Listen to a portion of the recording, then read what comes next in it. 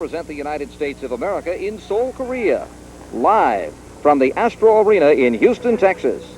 Sponsored by the On Time Machine, American Lucas, and it's a pleasure to be joined by Terry Daniels, former professional and amateur boxer of note in the heavyweight division, who also has time judging professional fights, and we're going to be looking at some of the top amateurs in the western part of the United States in our competition tonight. We have 12 weight classes, the finals, and of course all of these boxers are looking for a chance to go to the Olympic qualifying tournament, which is later on this summer. So it's a big tournament. And Terry, we've got 3 All-Americans from 1987 that are in the field that certainly bear watching. And right off the bat, Eric Griffin in the 106-pound division. We're going to be looking at him first.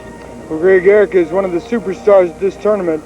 He's a 1987 National Golden Gloves champion, hailing from Broussard, Louisiana.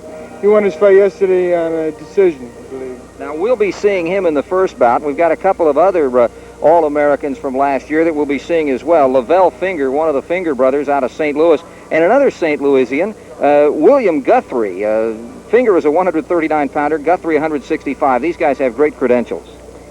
Guthrie last night got a break from his fights. He won on a walkover, which means he did not fight. It means he'll be fresh tonight, which means no bruises. Now, another guy we're going to be looking at is famed in name, and we're talking about Thomas Tate. Frank Tate, of course, in 1984, his brother won a gold medal in the Olympics, and Thomas now trying to follow him and make it into the Olympic trial. Well, Thomas, like and his family, are from Detroit, and they're training here as proteges of Abercrombie's gym. HBA, his brother, of course, is Frank Tate, world middleweight champion. Thomas had a tough fight last night. He had to go the distance with an all-Navy champ and won on a 5-0 decision, but was close. It was a tough one, so it may wear on him, and we'll see how that works out tonight. You stay with us. We'll have the action. Bout number 1 of 12 coming up next from the Astro Arena in Houston. Action to begin. Buzz Bazalski on the public address system announcing our first bout of the night, the super flyweights, Jose Salazar and Eric Griffin. Bout number 1 of the evening in the 106-pound weight division. Boxing out of the red corner from Glendale, California, Jose Salazar. His opponent in the blue corner from Houston, Texas, Eric Griffin.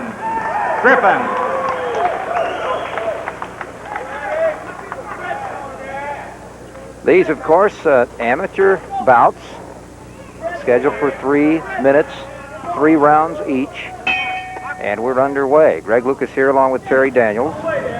20 years ago, Terry was up there boxing as an amateur, but 88 victories later, 44 as an amateur, 44 as a pro, he's sitting here with us. Right off the bat, Griffin comes out aggressively. Of course, that's one of the big differences, I think, in the amateur boxing, Terry. The aggression has to be there quick. I might say, Greg, these guys have each fought once each day for the last 4 days, and sometimes that can help and sometimes that can leave a sore nose, a sore lip, a sore eyebrow, and sometimes it helps get you in shape, and sometimes it leaves bruises. Scoring, of course, with 5 judges. Referee does no scoring. Right, Griffin. Scoring with the white portion of the glove. And that's what the judges are looking for. Griffin's shooting for the head hard. He's landing too. Griffin strong with the left hand. It's only 5'3". Salazar is 5'6", but both weigh in at 106. Oh, there's a hard one. I always hated to fight left-handed fighters. For some reason, it just gave me fits. Well, you don't see as many of them, and so... Salazar came back with a good right to Griffin's nose. We've gone about halfway through the opening round, and Griffin has been the aggressor. Kind of a wild left. Griffin, as we mentioned on the open, was a 1987 All-American fighter. Oh, he's gotten some good punches in hard here. fight to show. And I said the word fighter, and technically we are boxers, and I'm going to have to correct myself on that, but that is the differentiation between the amateur and the pro. These are boxers. Now that punch you just saw that struck Salazar's head back counted as much as a knockdown. That's right. That's one of the things we'll talk about throughout the evening, the scoring that is a little bit different than what Terry would be doing in his capacity as a professional judge. These judges have to work hard, Greg, at keeping track of the punches, because sometimes the fighter can win around big and he has to post the points. Usually it's a 20-point must, and the loser get, like those body punches, counted as much as any head punch. I can just see the tallies in the judge's eyes going now. Amateur boxing in many ways could be compared to a certain extent to fencing, in the sense that fencing is not really meant to slice your opponent up. It's to score points, and of course that's what the whole purpose of here is with amateur boxing, is outscore your opponent in the 3 rounds you've got to do it. That's the end of round 1. We're keeping it here, of course, as we take a look at the boxers as they go to their corners. These are 3-minute rounds, Greg. When I was fighting the Golden Gloves, boxing in the Golden Gloves, they were 2-minute rounds, and I mean 2 minutes, a hard 2 minutes, three 2-minute rounds was exhausting. I mean, I came out of some of those National Golden Gloves tournaments just spinning after 3 2-minute rounds. These guys have to go 3 3-minute rounds, and some of you that don't know boxing think, well, hey, 3 minutes is nothing. I mean, 3 minutes is a long time, whether you're absorbing or throwing or just standing up there. It's a long time. And particularly, as we said before, in an amateur bout in which you can't hold anything back because it's over before it starts in a lot of respects. I mean, you may feel tired, but 3 rounds in the sense of scoring points, you got to get it while you got a chance. So you can't really hold anything back, as you see in professional cards where maybe a 10-round bout, first 2 or 3 rounds, each fighter will feel each other out. These boxers have to go right at it. And these refs take no guff. I mean, if you show the slightest sign of fatigue or daze, they'll stop the fight and it'll be over. Safety is first and foremost, as they're well aware of it. As you can see, the mandatory helmets and the or headgear in the amateur competition. There's a aggressive move inside again. Griffin, who certainly seemed to score more of the points in the opening round, is trying to keep that going here in the second. Griffin certainly has the experience. 250 wins, 25 losses. We might mention, too, also a loss in amateur competition, as often as they can go at it, as you mentioned, maybe 4 times this week, isn't quite as crucial to one's career as it is as a pro. Even the best of them in the amateur ranks lose a few. Griffin is pursuing his opponent throughout the fight. That'll also count in the judge's eyes. If it happens to be somewhat close, they'll say who carried the action. And keep that in mind, because we may be seeing some bouts like that later. Again, it is Griffin who is doing the stalking.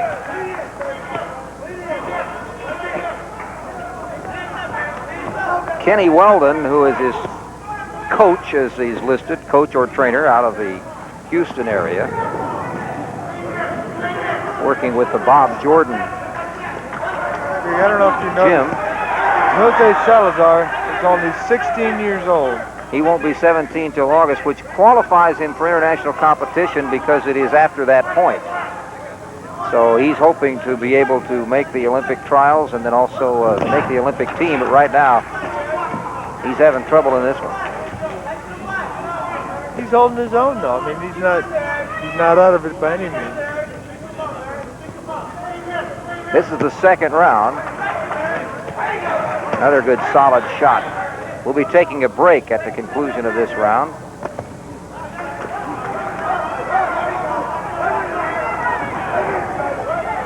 We're in Houston, Texas, the first of 12 bouts on the card. Finals for the U.S. Western Amateur Championship. I don't know if we mentioned Griffin's originally from Lafayette, Louisiana, which is stone's throw.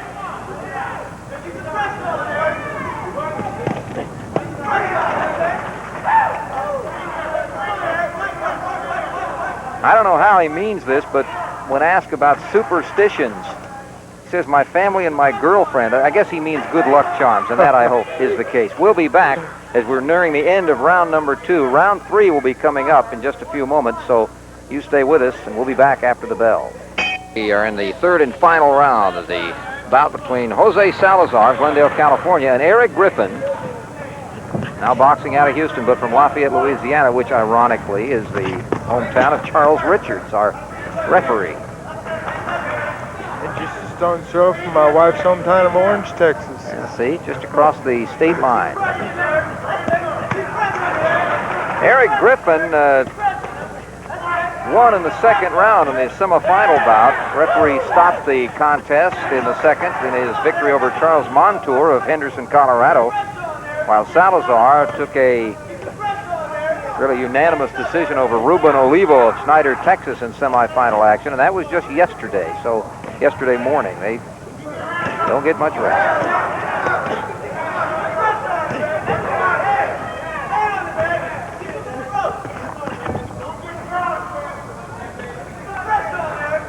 Griffin just 20 years old himself, but still more than 3 years older than his foe.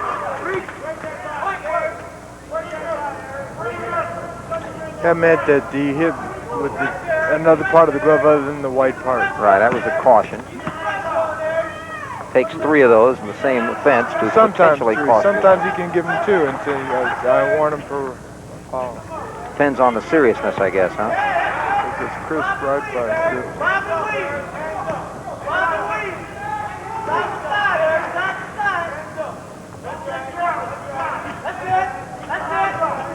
Eric Griffin's older brother, Anthony, was quite a boxer. He was 110 as an amateur. There's a series of inside punches. I'd say Salazar came out of that looking good, but unless he wins big, Greg, he's history for this fight. You know, Eric really has had a long amateur career, has he not, Terry? 9 years, a long time to be an amateur. I should say that. He started when he was 11, and he's 20. You were telling us before that you were an amateur for 4 years before turning pro. And I was 18 before I had my first fight. Yeah. And, of course, you may remember the name Terry Daniels had a title fight with Joe Frazier in New Orleans. There's a solid left. Griffin's got him going now.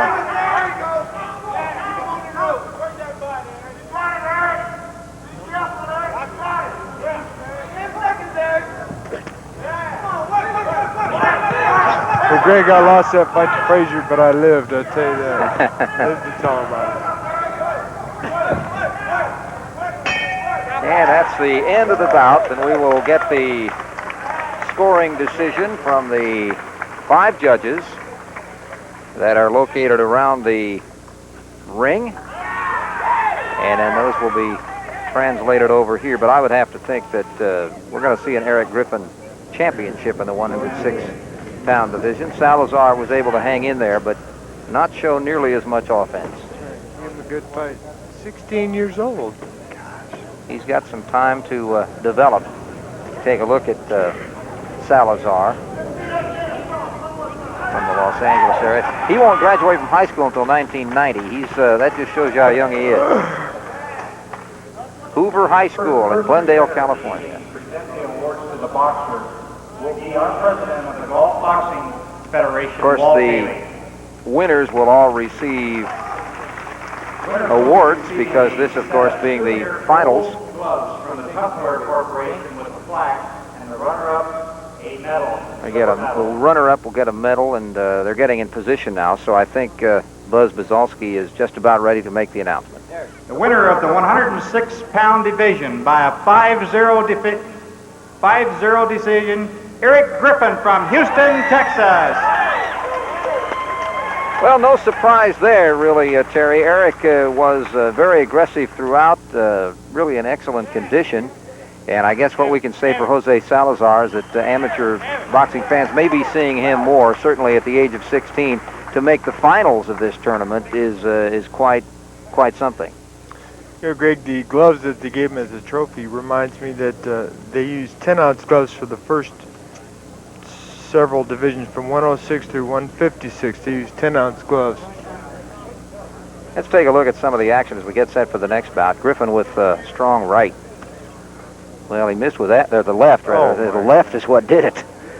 Now, again, that scored just plain old points, but it also may have brought some stars. I think we're just about ready for the introduction of the battlers in the 112-pound flyweight division, Rudolph Bradley and Christopher Carrillo. And with the introduction, again, here's Buzz Bazalski. Bout number 2 of the evening in the 112-pound weight division. Boxing out of the red corner from Fort Huachuca, Arizona, Rudolph Bradley. His opponent in the blue corner from Whittier, California, Christopher Carrillo. Well, there you take a look at the two boxers. In the red corner is Bradley. Bradley's 5'6", 23 years old. Hometown East St. Louis, Illinois, but boxing out of Fort Huachuca, Arizona. And Chris Carrillo was born on Christmas Day, 1968. He's out of Whittier, California. Hometown of one of our former presidents. This is round number 1. Bradley in the black trunks decisioned Orlando Malone of Westminster, Colorado, 4-1 in the semifinals, while Carrillo decisioned Aristide Clayton of Baker, Louisiana, 4-1. So that's an indication of the scoring that there was at least one judge who wasn't so sure, and the fact that it was 4-1 would indicate that both of those bouts were pretty close. 4-1 is a close fight. Anytime you've got one judge going the other direction, you got to figure even some of them that had it for the other guy had it by a narrow margin. So, of course, with 5 judges, there can be no ties. Absolutely. They choose one man to win, and they total the 5 judges' decisions.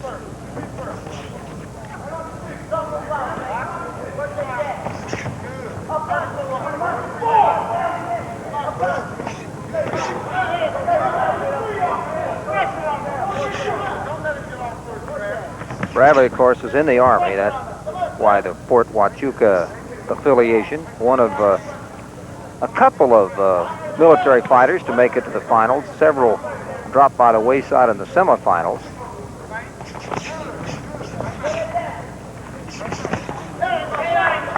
Good student. High school honor roll student for a couple of years, Rudolph Bradley. Break at the end of the round.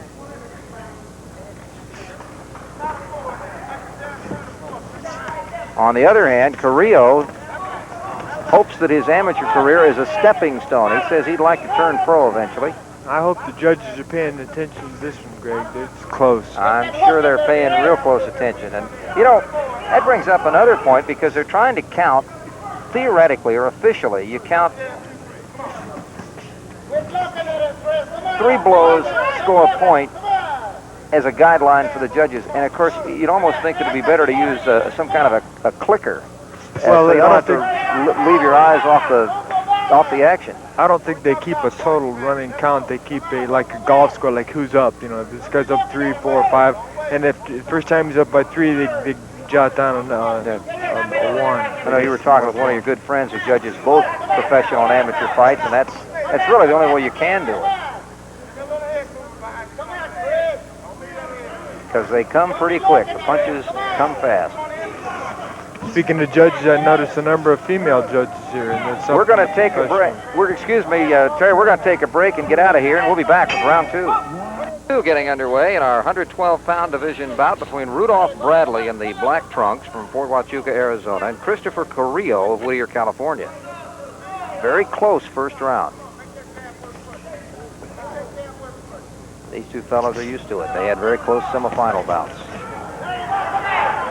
Well, I note, Greg, also this is not just an open tournament to anybody that wants to come. This is more or less a tournament of champions. Each one of these fighters had to win a regional tournament before even getting here. So it is it's just another stepping stone on the way, they hope, to Seoul, Korea. The winners of this will qualify for not the Olympics, but the Olympic trials. Oh, right. And there are already some noted fighters that have qualified for those trials, and they are not fighting here. Of course, we basically have the boxers from west of the Mississippi boxing here. There will be 6 different fighters boxers in that Olympic trials. The national Gold Gloves champion, the national ABF champion, and runner-up. Oh, excuse me, 8. The 2 service champions, Navy and Army, Air Force, and Marines. The Western Regionals, which this is, the Eastern Regionals, and 1 last chosen person from the ABF. So that's how you make the trials, and then out of that competition, the U.S. team.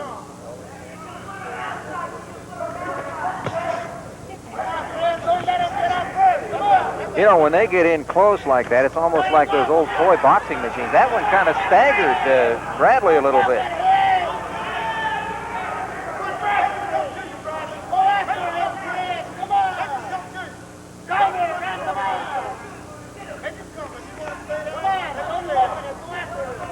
It's the second round of a scheduled 3.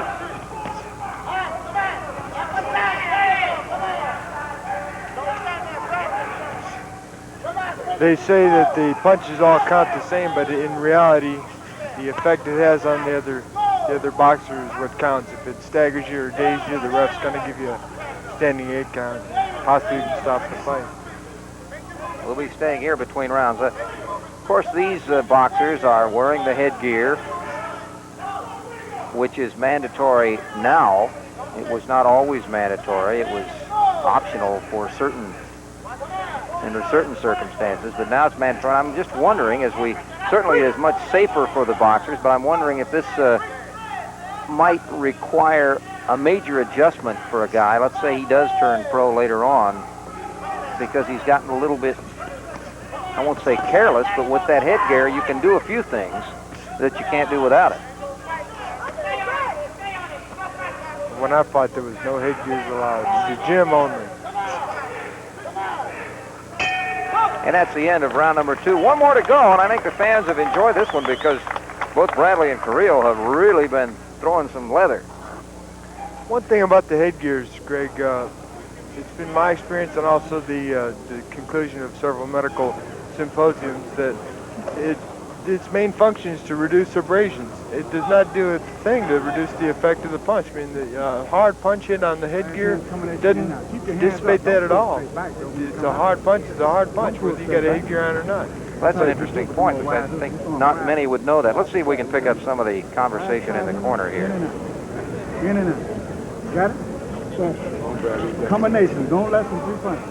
The 4-3-2 is working. You're not adding a hook. Put the hook behind. Stay on your jab, Bradley. Put the hook behind him, okay? The jab ain't stepping. Because you're not stepping with it. At the Bradley corner, we'll catch some of the action in the preceding round 2. Watch the left. That was a good left that staggered Carrillo as we get set for round number 3. Have you ever heard a corner in which they have not said combinations?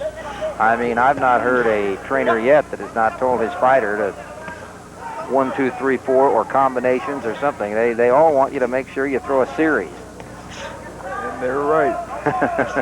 They just have to be reminded a lot. Because it works.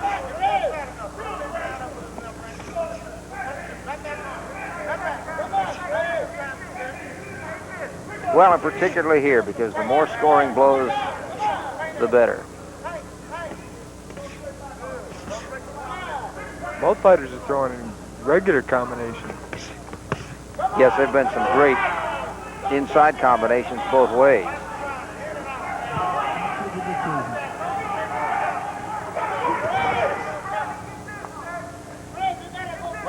Carrillo has had some international experience in the Soviet Union, Denmark, and Sweden. And has a victory, in fact, in Denmark. He's been boxing for 10 years himself. So some experienced amateurs, both 10-year veterans in the amateur ranks.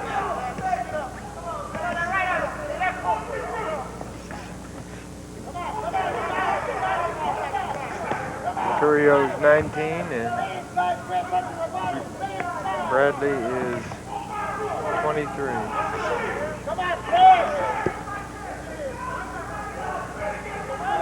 Neither one of these boxers say they have any superstitions. They just get up there and do what they're supposed to be doing. It's paid off in a lot of victories. 63-9 for Bradley. That was coming into this tournament. Of course, he's won all of his tournaments so far here. Carrillo only had 18 amateur bouts coming into this one. That can't be right. He says 18, but if he's been boxing 10 years, he sure hasn't been very active. Somewhere of that much in one tournament. I think that's got to be a mistake. That's right, combination.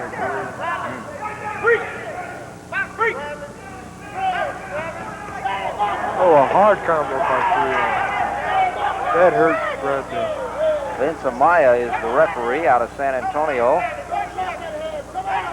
We're nearing the end of the third and final round.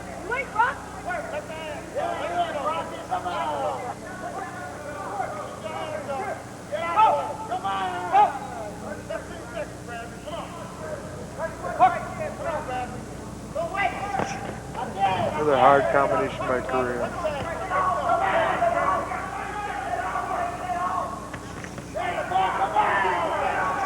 Hitting him at will now.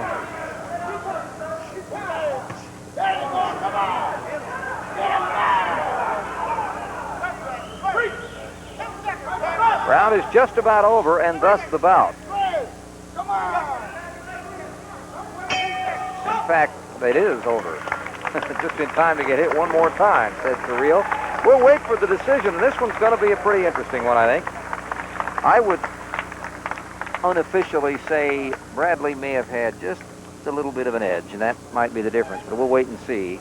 You think Bradley? I think Carrillo. I think so? Well, we'll see what the judges think. Now, as we said before, in both cases, in semifinal action, the judges did not agree. Both of these fellas won, but there was one judge in each case that went for the other guy.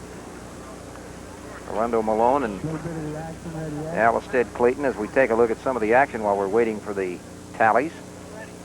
Nice combo. Yeah, now, there were some scoring punches by Carrillo, certainly.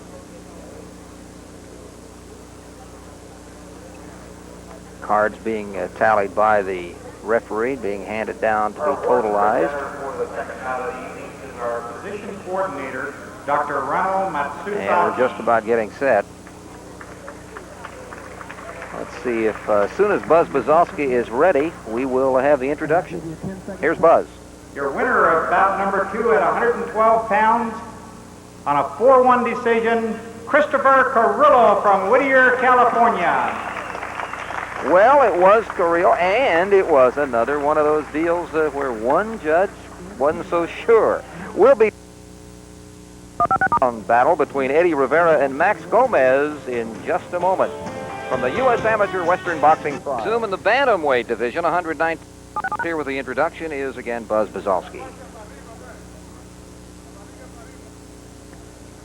Bout number 3 of the evening in the 119-pound weight division. Boxing out of the red corner from Fontana, California, Eddie Rivera. In the blue corner, representing Denver, Colorado, Max Gomez.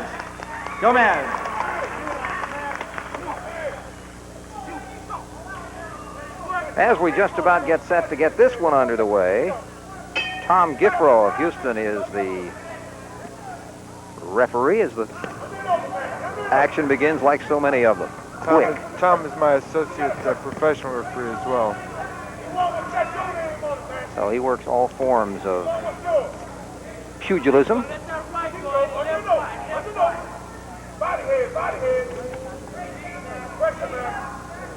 Rivera from Los Angeles and Gomez from Denver.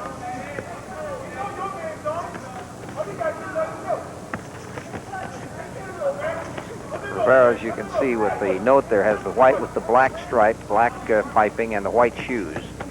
But there's no fear in either one of these boys. They're straight in there. They're landing some and they're taking some, aren't they?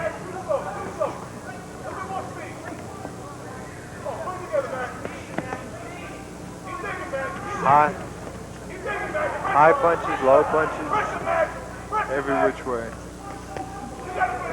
Rivera is still a high school student at Fontana High School. Member of the Fontana Boxing Club, while Gomez self-employed. He's 21 years old. Rivera just 17.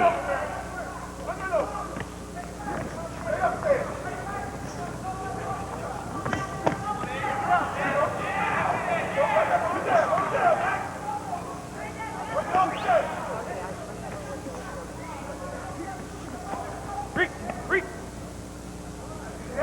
referee has 3 words, Greg. Break, box, step back. Well, that's 4 words. 3 commands, I guess, huh? Well, you know, you figure that makes a lot of sense because really, on the international level, you're going to have officials from all different languages. You can't have the guy saying something that you have to sit around and figure out what he's saying, and then you get nailed with a punch. Actually, it's break, box, and stop.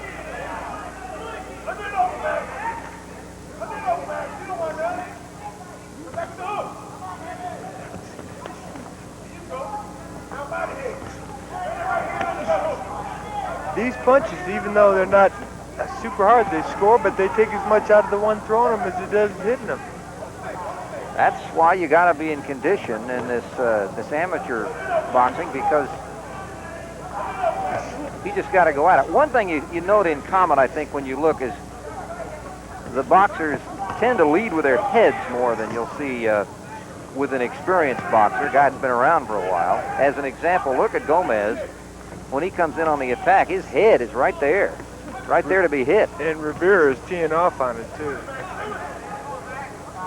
Rivera seems to have more emphasis in his punch. But Gomez is landing every bit as much.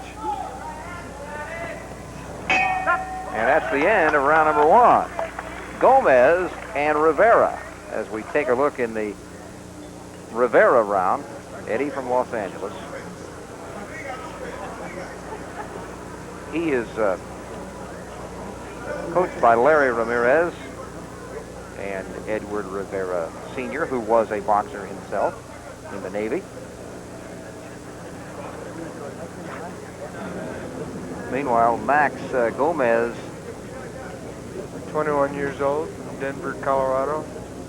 coached by Joe Garcia. Eddie Rivera. Take a look at some of the action here in this round. There was a right that caught the side of the face. Comes back with a combination here. But there's what we were talking about before with Gomez. He really leading with the face.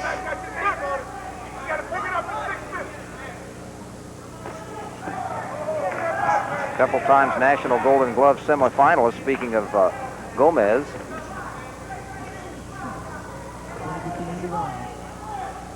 Stations along the line. A reminder that we will be taking a break at the conclusion of round 2, so be ready for that.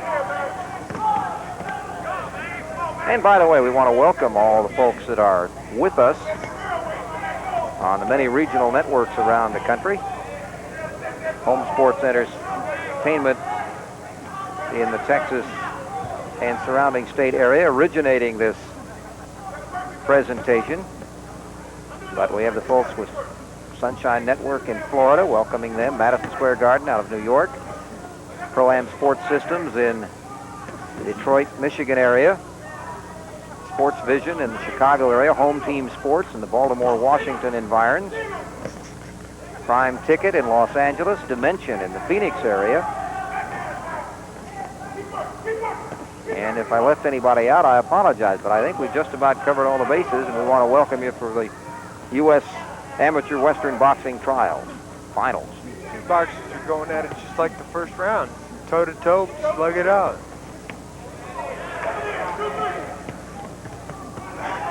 Well, they really are going at it. And once again, I can't get over how often that Gomez is getting hit. Now, actually, that caution was not hitting with the punching part of the glove, I think. I don't detect any serious damage by that punch, but his coach went crazy.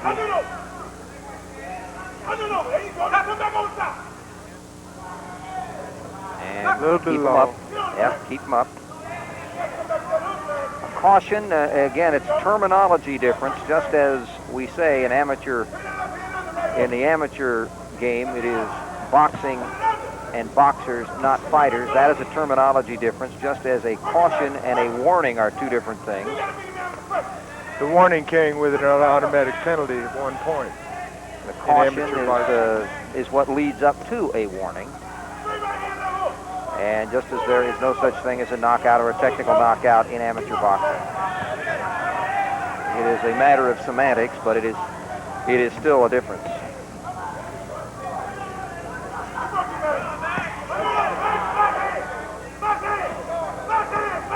His body shots look like they're hurting Rivera.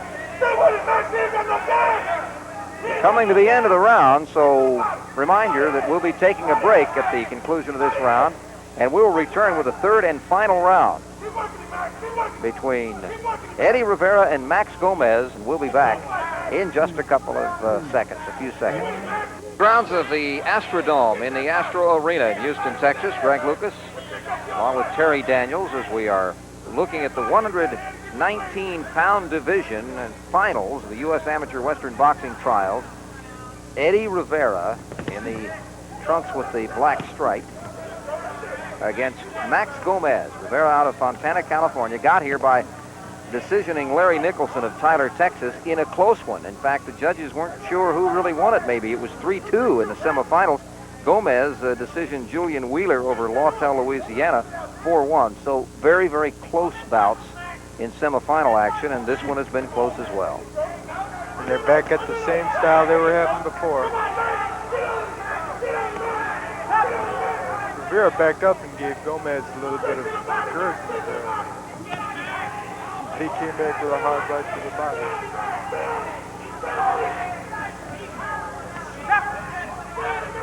Rivera, well, for a moment there, it looked as though he may have been hurt just a little bit there as he backed off strangely, but apparently he was having trouble with the mouthpiece. Mouthpiece is mandatory, and he is hurt. He is hurt. Referee's going to stop this one. He's going to give him a standing 8 count, and if he can continue, he will, but I'm not sure. Can he? He says he can. That's stopped the clock. And let's see, we're going to take a point.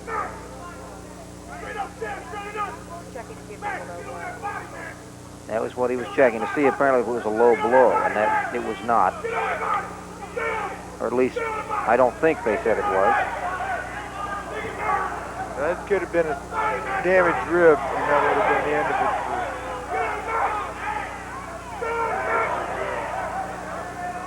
Of course, now, Rivera, was a low blow. yeah, that was, and that had to keep it up.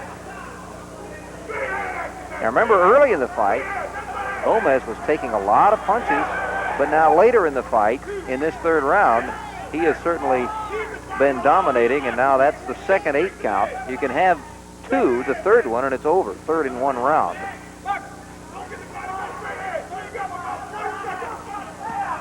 And of course, There it is.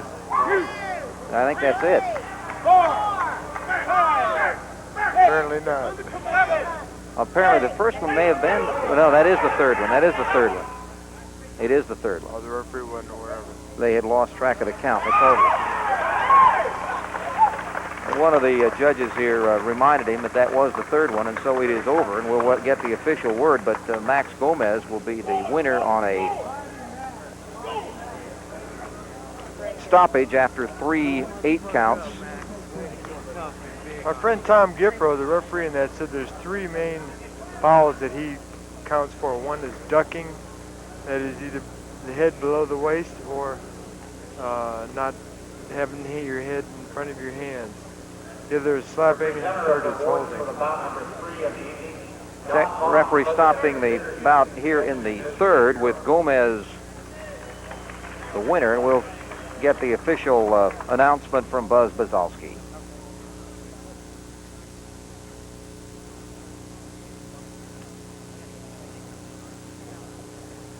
Winner of bout number 3 in the 119-pound division by a referee stops the contest in round 3, 2 minutes and 19 seconds, Max Gomez of Denver, Colorado.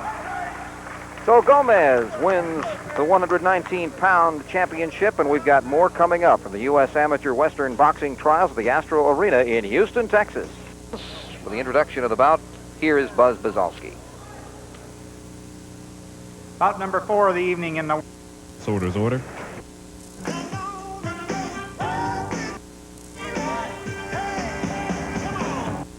Leija.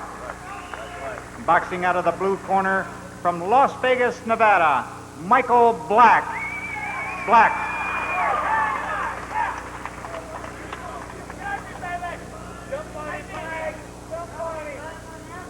Michael Black is trained by his father, John Black.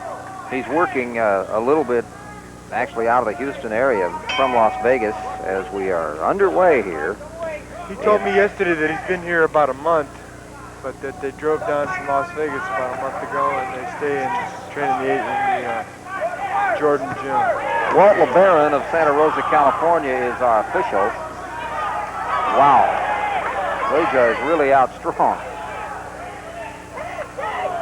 Strong left and a right. Leija from San Antonio. Chips is his nickname, and he is going at it. A little buddy from Las Vegas better get on his horse.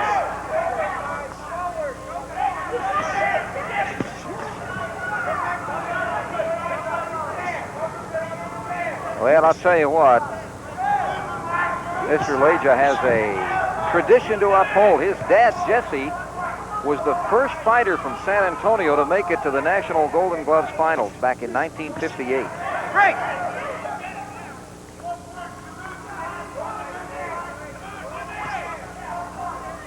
You know, there's something to be said about any athlete in any sport where he has family tradition.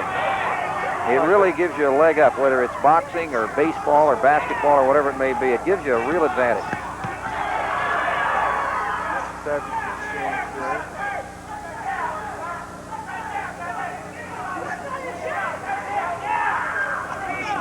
Black trying to come back here.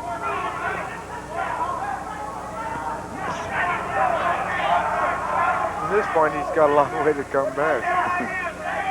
It's a 3-round fight. He looks like a hard hitter. And again, with the scoring, you can't afford to lose a round by a large margin because unlike professional boxing where you can have a lot of 10-9 rounds, a 20-point must system, but the guy who loses the round doesn't automatically get 19. He may be down there a few. And it's a cumulative total that counts. That's right. So there's one round big that could be the fight.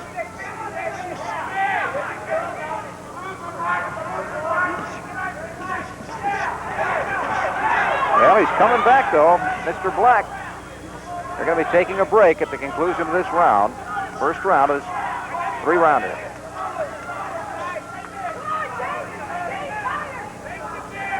There you see the amount of time left.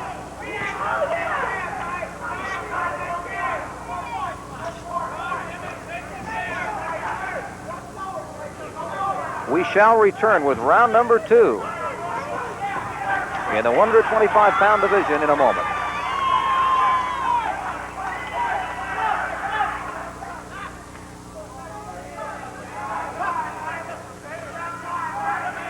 This is round number 2.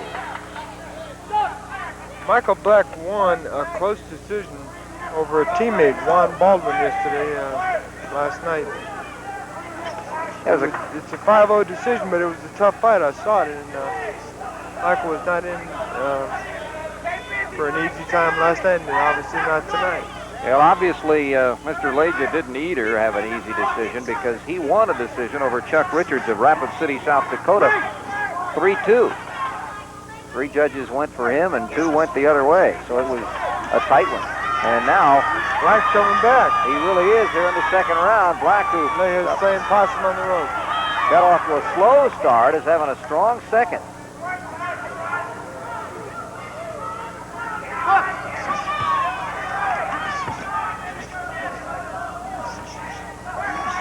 Both of these boxers are 21 years old.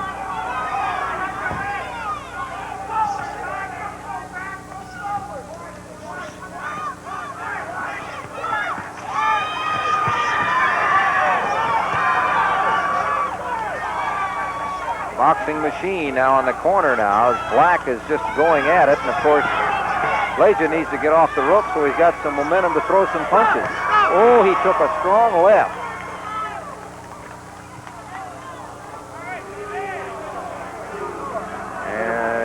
penalized here. I think he made a hit him with his shoulder, dude. I think that was what he... Or didn't slow down Michael Black. Not at all.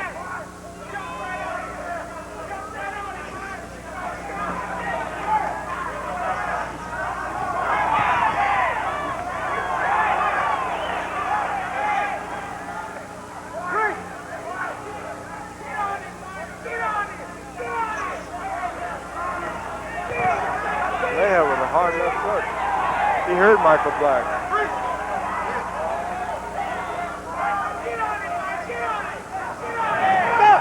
Black, however, keeps throwing him, and that is because he was not hitting with the punching part of the glove. The white part of the glove is what you need to punch with.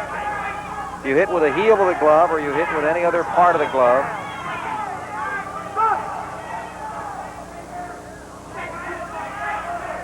And there he's called for a caution for catching him under the arm with the...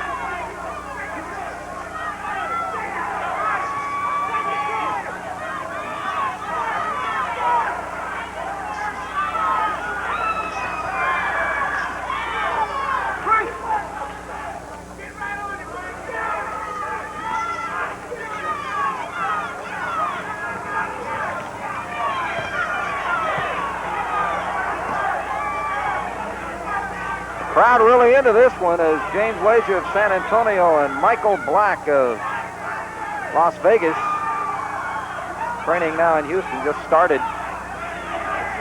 is really in a punch-out war here. Now Leija got hit with a couple that looked like they hurt, but a return by Leija.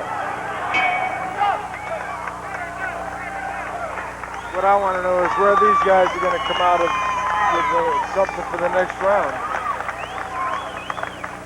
Tonight's show features boxing's future stars. You take a look at what the scoring card looks like, but we want to recommend a book by Don Dunphy, who is celebrating his 50th year as a great boxing announcer. The book is Don Dunphy at Ringside and is published by Henry Holt.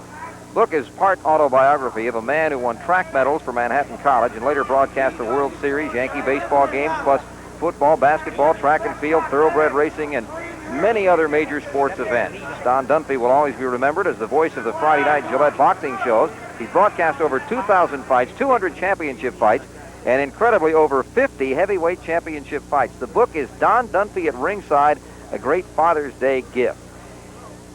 And you know what? Could he have been at ringside for your big one?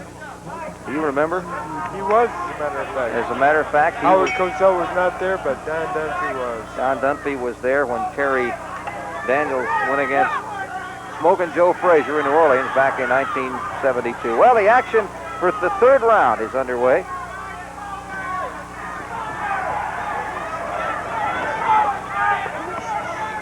I don't know where they come from, but they came from somewhere with more energy, more strength.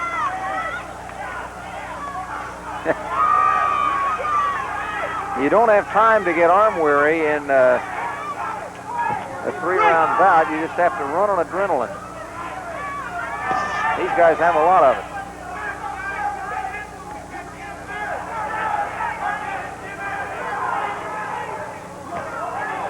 Wild roundhouse.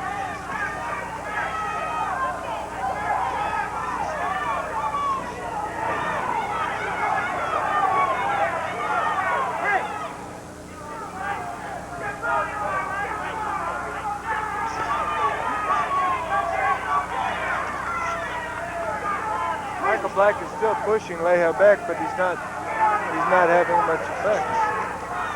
He also may have gotten himself in a hole in that first round that could ultimately be a difference too. We'll leave that up to the official judges.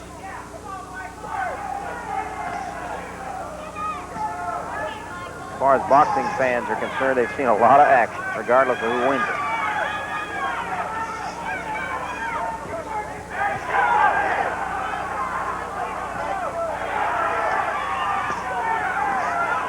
Got a minute, 15 seconds or so left in this bout.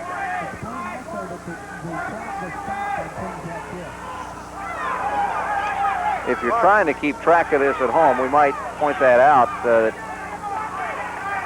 some of these rounds seem long. It is because there are more stoppages.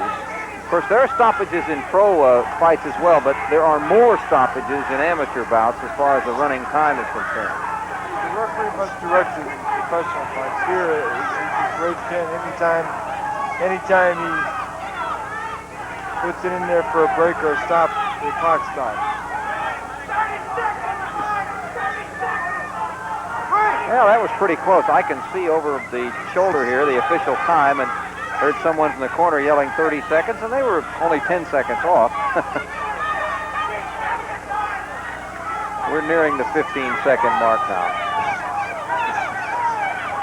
Both fighters giving everything they've got.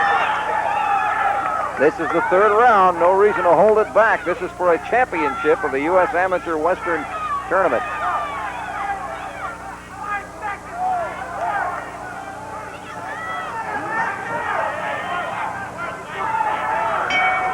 That's it. It's up to the judges. The boxers have done their work. And the crowd enjoys it. James Leija of San Antonio and Michael Black of Las Vegas. Galena Park is a Houston, of course the folks here in the Houston area are aware of this, but it is a Houston suburban area, and that of course is the shirt that Black is wearing. Some of the action against the ropes, there was quite a bit against the ropes, usually with Black on the outside. But in this case, absorbing most of the punishment. Right.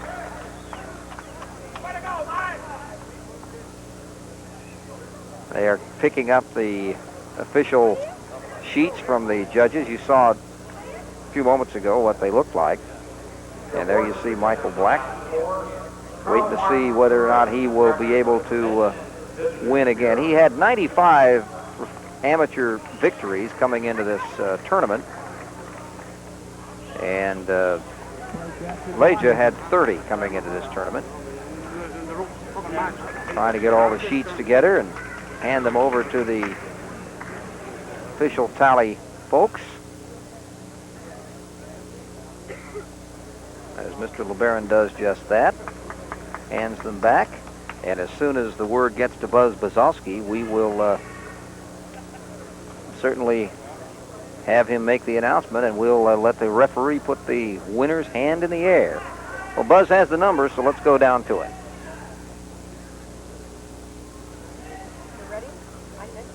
Bout number 4, your winner in the 125-pound weight division on a 3-2 decision, James Leija, San Antonio, Texas. Well, there's one of those tight ones that Leija has won 2 of them now in a row, the semifinal and final, 3-2. We will have more action from the U.S. Amateur Western Boxing Trials. We've got bout number 5 coming up. 132 pounds. Buzz Bazowski will tell us who they are. Buzz? Bout number 5 of the afternoon, moving up to the 132-pound weight division. Boxing out of the red corner from Dallas, Texas, Richard Armstrong. Armstrong. His opponent in the blue corner from Sacramento, California, Mark Lewis. Lewis. In the ring, Lyle Ackelstad from Sweetgrass, Montana is the referee. Now, Armstrong wasn't supposed to be here. He knocked off Donald Stokes in the semifinal. Stokes, a 1987 All-American. And Armstrong in the black trunks with the yellow top knocked him off with in the second round. In fact, the referee had to stop the contest in the second round of the semis. And so Armstrong with an upset victory on Saturday against Mark Lewis out of Sacramento, California. He had a decision over one of the Finger brothers out of St. Louis, Terrell Finger, and his was a close one, 3-2.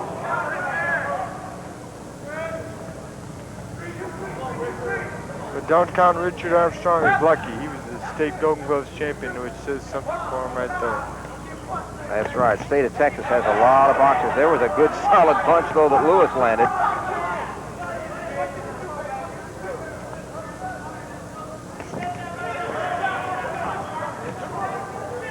As you were noticing, we're getting, oh, wow. A solid follow by Armstrong, and so that'll be the 8 count. And again, to review the ruling, a boxer can sustain 2 8 counts in one round, a third one, and it's over, or a fourth one in the total bout, and it's over. In other words, you can have 2 in one round and 1 in another round, but you can't have that fourth one. Reminds me of a fight I had as a professional. We knocked down 7 times in 5 rounds, and I won the fight. Well, good thing they didn't have the rule in those in the professional ranks at that time. You would have never had a chance.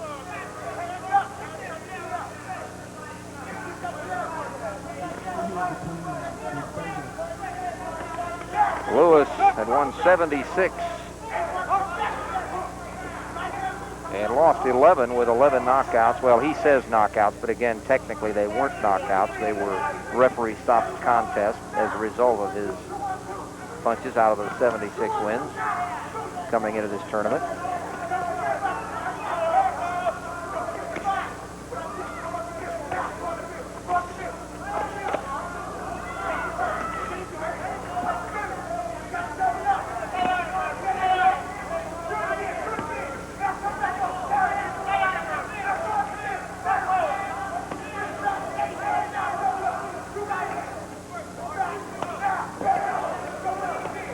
Good quick right. I'm impressed with the right that Armstrong throws.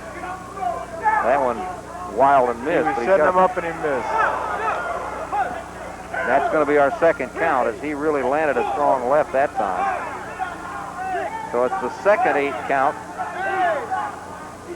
chalked up against Lewis here in this opening round, which doesn't have much left. That's it. That's the end of round 1, and we might have a caution here. Let's see. Now, well, unofficially. Yeah, he is going to caution him for throwing one a little bit late. No, he took a point away. He did more than that, didn't he? Regular warning.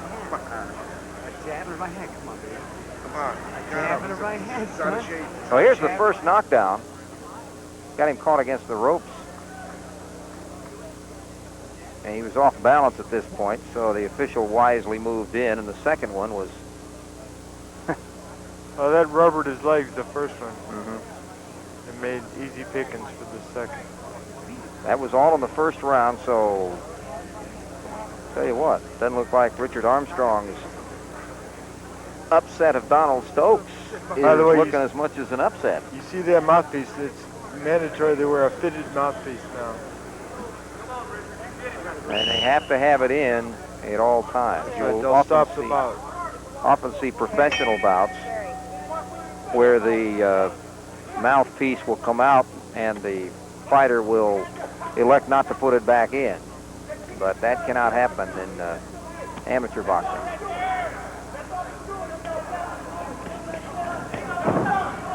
Trying to come out stronger now is Mark Lewis.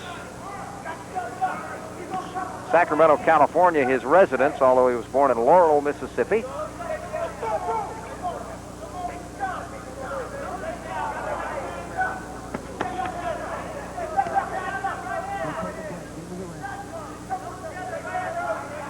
Second round of this 132-pound division final. Richard Armstrong of Dallas, Texas, in the black trunks, yellow top.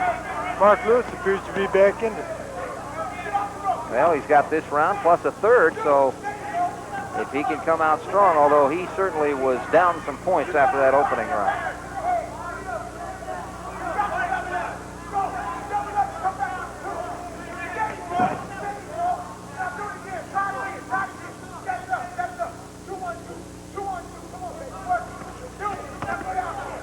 An exchange of punches. Lewis is only 19. Richard Armstrong is 22 years old. Armstrong from my home away from home, Dallas, Texas.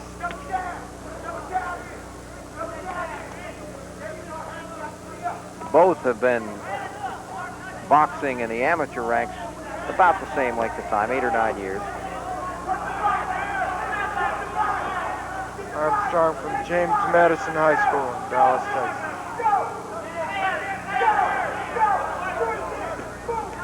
Oh, that knocked Armstrong back.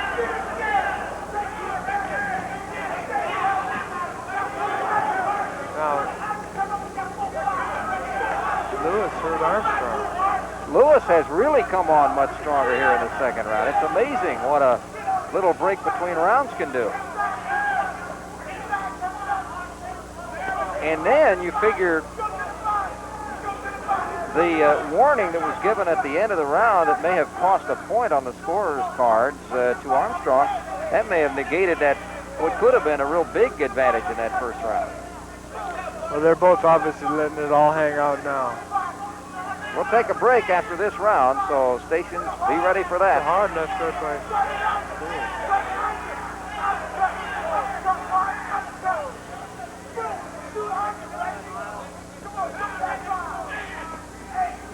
About 15 seconds left in the round.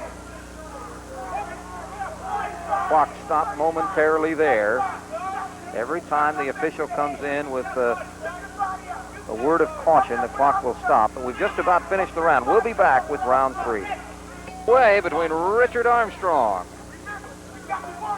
This could be the decisive round. I think very possibly. Armstrong with that real strong first, but Lewis came back strong in the second, and certainly it's close enough that anyone dominates this round, they're probably going to be able to win it.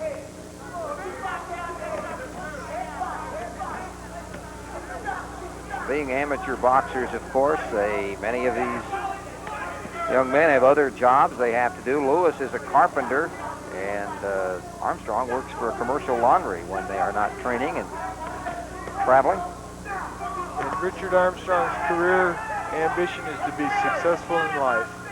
Well, that's about the best you could have. If he wins this fight, this will be one step on the way to being successful in life, that's for sure. Sure will. It would qualify him for the Olympic trials later this summer.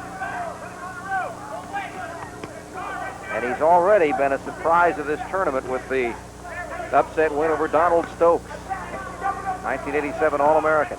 Knocked him off in the semifinals. But he's having his hands full with Mark Lewis after a very strong first round. Lewis has come on since the second.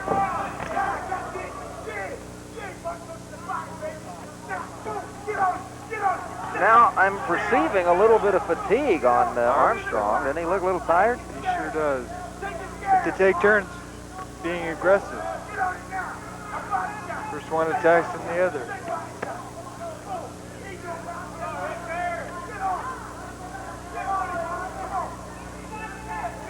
About a minute and a half or so, a little bit less than that in this bout.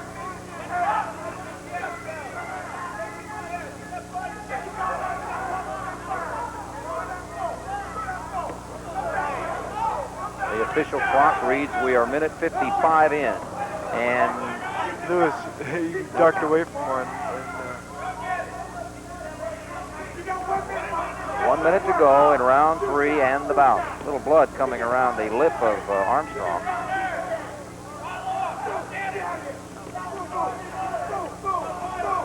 That doesn't bother him now, but it'll bother him tomorrow. And as he staggers into the corner, that again, that will stop the clock momentarily as we...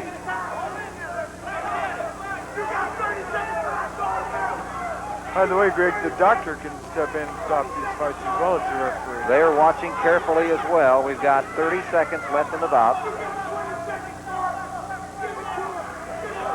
I'd say it's up for grabs right now. I believe it is, especially since Armstrong has really lost a lot here in this third and final round.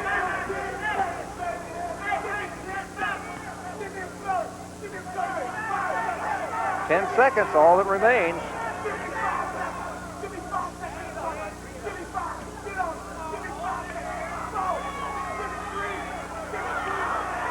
That's it. That is it. And I'll tell you what, the people in the Lewis corner are happy with the way their fella came on strong at the end, and I think they have every right to be. Good fight. It's going to be... It's okay, you got it. Well, that's what they say in the Lewis corner. Close, but I think Armstrong beat him too big the first round. we will see what the true situation is as we wait for the official word. There you see Richard Armstrong from Dallas. He's married. Gina, he's got a young daughter. Mr. Ellen Richards, District Sales Manager for American Airlines.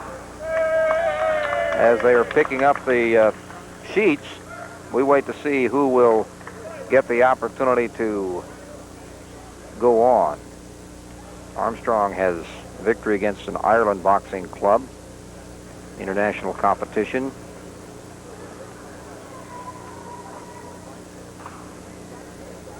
And we're waiting till the word is shuffled down this direction, and it looks like the way they're looking at the cards, it wasn't all the same way. Buzz has them, so let's go up top. Your winner in the 132-pound weight division on a 5-0 decision, Richard Armstrong, Dallas, Texas. Well, surprise, surprise. I think only that if it was 5-0, and you can hear some of the crowd booing, I think it's because it had to be pretty close on some of those cards. We'll be back with our next bout. 139 pounds. Larry Dixon against Lavelle Finger out of St. Louis. Lavelle, one of the Finger brothers, top flight amateur competition. We'll be back. And here's the introduction now for the 139-pound bout. Boxing out of the red corner from San Diego, California, Larry Dixon. Dixon. In the blue corner from St. Louis, Missouri, Lavelle Finger. Finger. David Studer is our referee for this one as we are just about set to get round one underway. Lavelle Finger with St. Louis emblazoned on the back. He has the white trunks. He decisioned Dalen Bronson of Phoenix, Arizona 4-1 in his semifinal victory, while Dixon won on a third round disqualification of Joe Ortega, Frisco, Texas in the semifinal.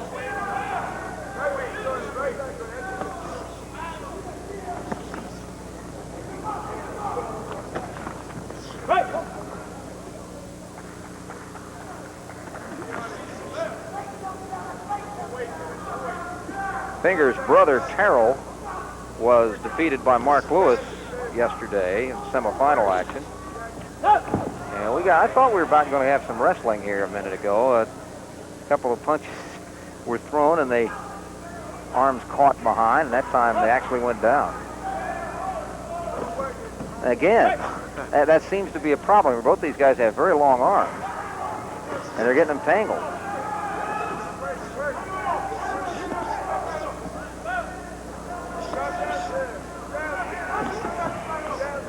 And again, this time they get themselves untangled.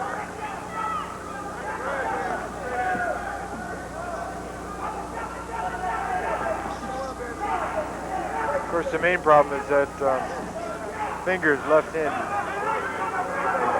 You know, we've seen, maybe it's no surprise, but we've seen several left-handers. Could it be that advantage the left-handers supposedly have is why they get to the finals? We got a little blood on the lip here of Larry Dixon. Dixon says, "What's the fuss? Let's go." I'm okay, ref.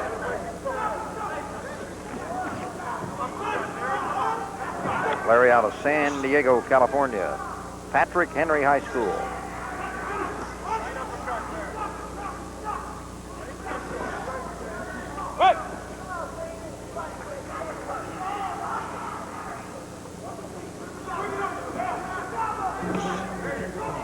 We'll be breaking away at the conclusion of round number one. This one's scheduled, of course, for 3, as are all amateur bouts.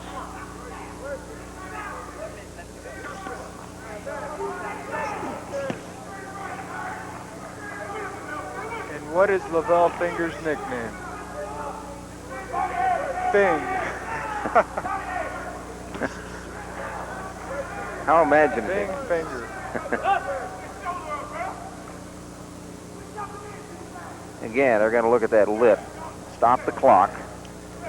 As the doctor will take a look at the Larry Dixon's lip. You pointed out before, I mean, it's tough. You're in a tournament here, and you've boxed 3 or 4 times in 3 days. It's pretty easy to have something a little bit wrong with you when you get to the final.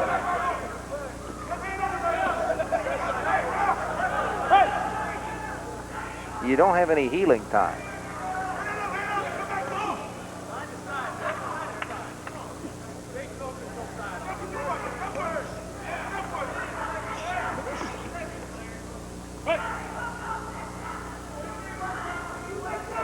Of course, one thing that contributes perhaps to Dixon's problem is that he's an open mouth fighter. Got smacked in the mouth again by fingers left. Right, and he may be an open mouth boxer because he has a breathing problem. And that in round 2, Larry Dixon and Lavelle Finger. Larry Dixon in the all blue and Finger with the white trunks. Keep him straight. Finger from St. Louis, Dixon from San Diego.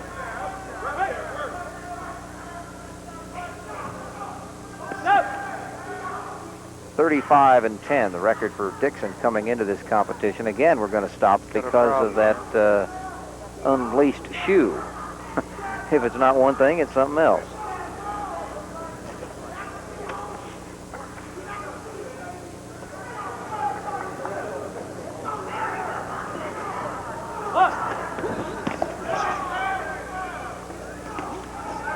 The action continues. We have a special guest that is trying to come in here and sit next to us right now, and Evander Holyfield is trying to get in position, and we'll be talking with Evander in just a second.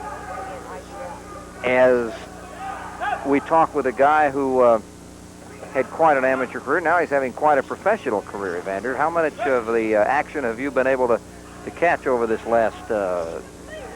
Better get that down in front of your mouth. In the last few days.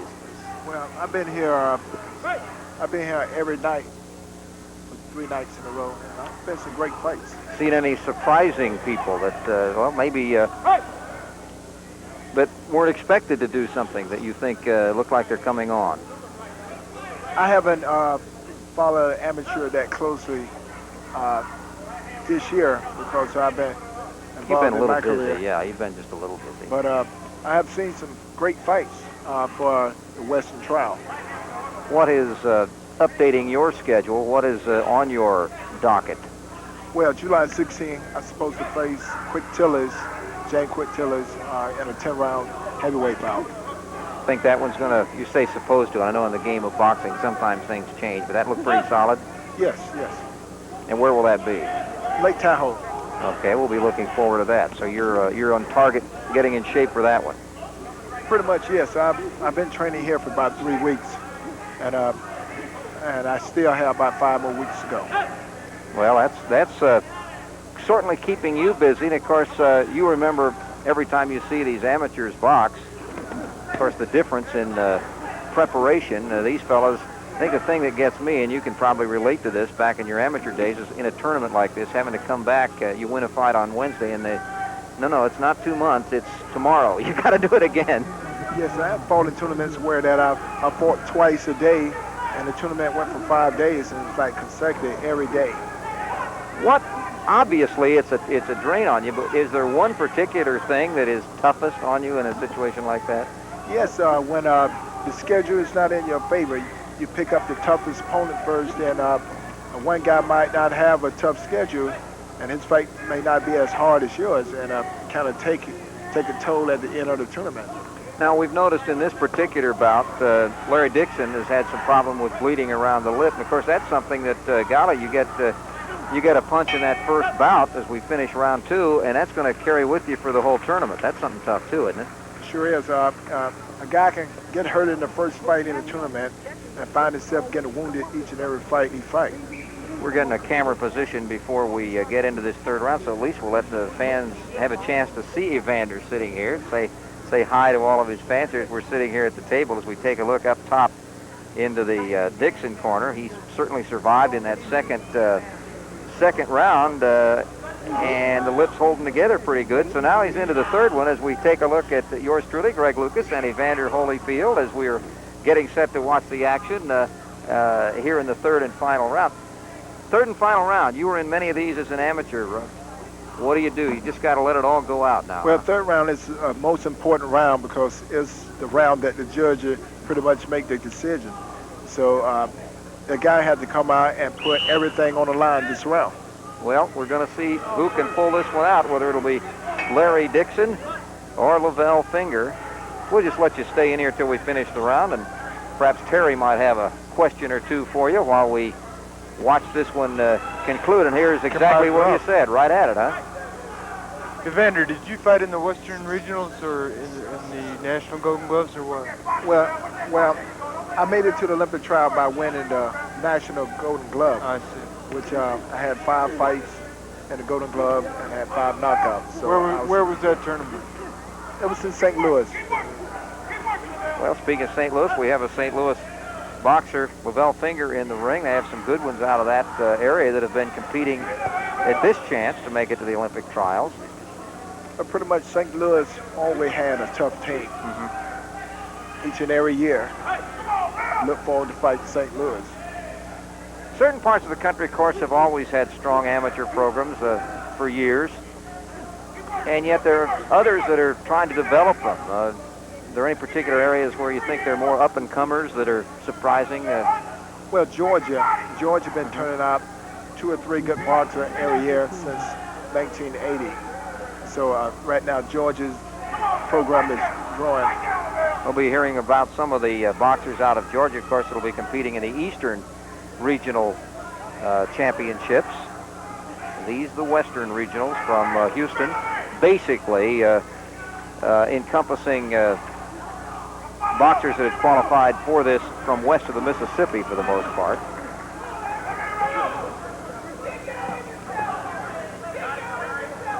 This is so tough now in a situation like this because you're never really quite sure where you stand with the judges. I would think in many cases it's a little more difficult in the amateur ranks than it is in the pro ranks because it's a little more difficult to know exactly where you stand. Very much, because when you're in there, you really can't concentrate on the judge anyway. You have to take your whole 3 minutes and put it into that fight and pretty much let the judges do their job. We are speaking with champion Evander Holyfield, who is watching the bouts here. Had been our guest here as the second and third rounds of this bout between Larry Dixon and Lavelle Finger, and looks like a couple of punching machines here now trying to get it through this third and final round. And maybe 3 rounds, that may not be many compared to the 10 or 12 rounders that the pros have to go at it, but these guys just cannot afford to rest at all. You can lose too many points if you rest at all in an amateur bout. An amateur, you don't have time to rest. You have 3 rounds and three rounds to fight. And each and every minute, every second, you have to put your all into it. It's pretty much different from pros. You have time. You have 8 rounds, 10 rounds, 15. You have time to take a station break at times. Well, this one's just about over, and both of these guys are going to be able to take a break and just wait and see what the judges say is in store for them. And we want to thank you, certainly, for stopping by as we wait for the official word on this, and good luck in your bout on the 26th of July. Thank you. Thank you. Evander Holyfield has stopped by, joining Terry and I, and we'll wait and see what the official decision will be on this bout, 139-pound bout between Larry Dixon and Lavelle Finger. Well, what do you folks at home think?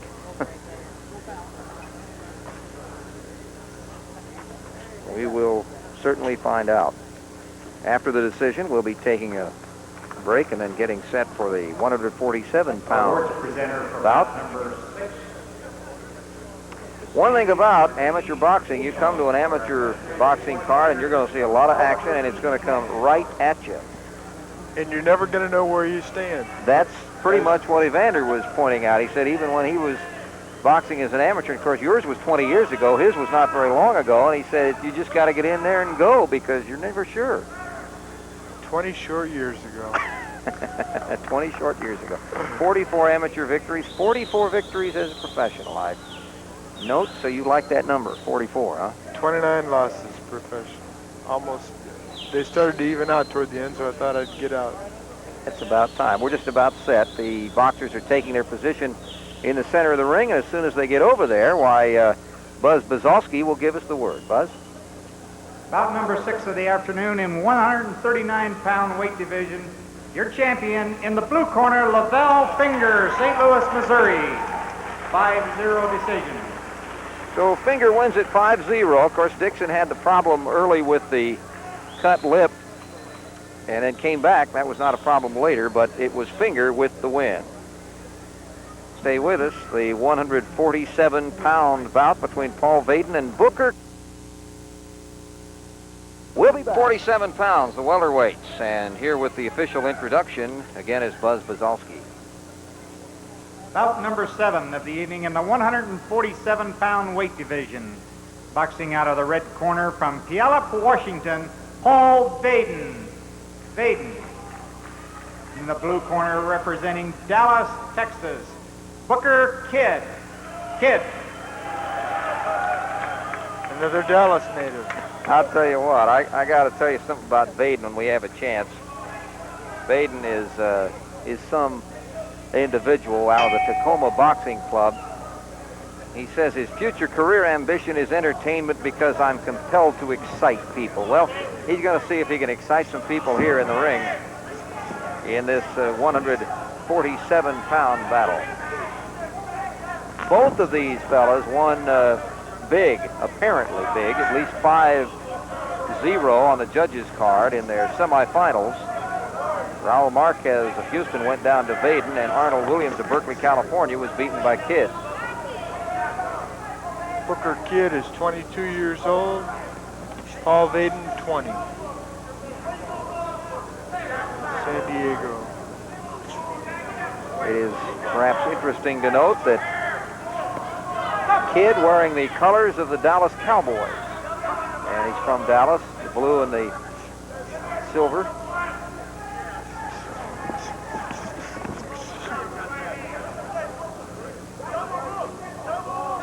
Vaden is another lefty. That brings up that point again. You know, all these lefties making the finals. As you indicated earlier, you know, that can give the righties a little trouble. It may be to the point that it won't anymore because there are going to be so many lefties, everyone's going to be used to fighting them. Well, it would seem that each has an opposing advantage. Both open to the big punch. Mm-hmm. The left to the left and the right to the right. But the lefty has the overall advantage because he's used to fighting more opposing fighters. Yeah, he's used to more right-handed opponents than the right-hander is to lefties. I guess it's getting almost like baseball with the percentages.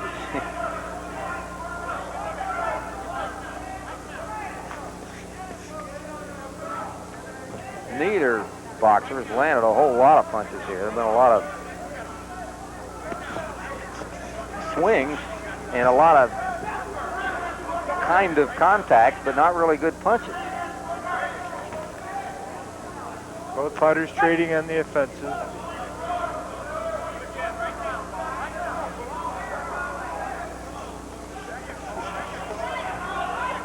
Bad Paul Vaden in the red. Tom Mustin is his coach in Tacoma.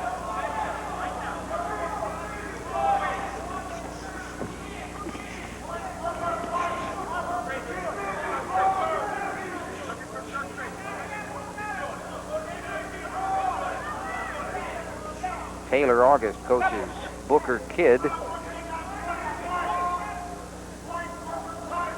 a caution. Vaden, who's 6 feet tall, was a 3-year varsity basketball player in high school.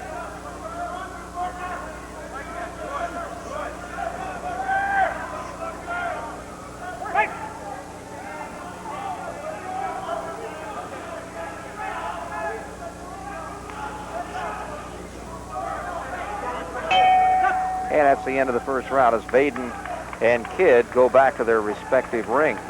Booker Kidd's got his head on straight, Greg. If he makes it in boxing, he wants to get his college degree. Well, that's a good idea. That's, of course, exactly what you did, SMU, after, I don't know, did you finish it before you started your boxing career, or did you finish it during your boxing career? During. I squeezed a 4-year college program into 8. Well, you got through it. That's the key.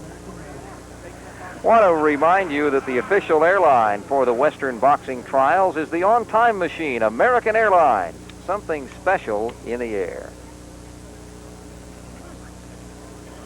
Of course, many years ago, boxing was part of many colleges' athletic programs. It has been out since the early 60s, but the amateur clubs have taken the place, and of course the specialized trainers.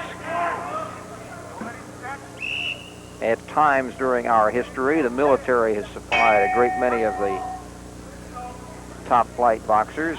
Probably down a little bit now, but they have had cycles where they've been very strong.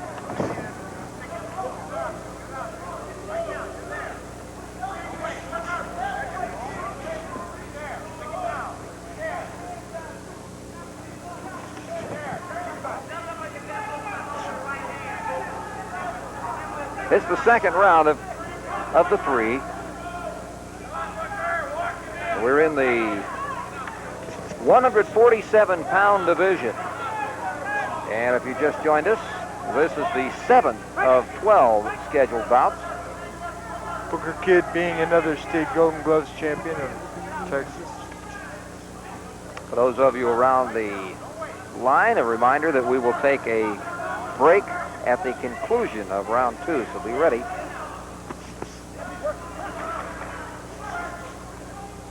In the 156-pound division, which we have coming up next, we will get a look at Thomas Tate, Frank Tate's brother.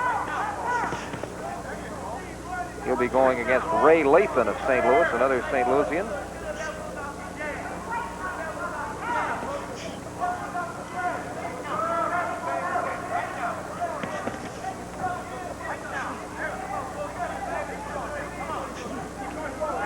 Right now we've got State of Washington against Dallas, Texas here.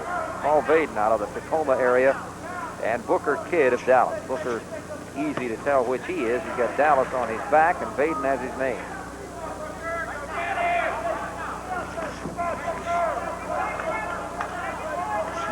Pretty good, quick little left now.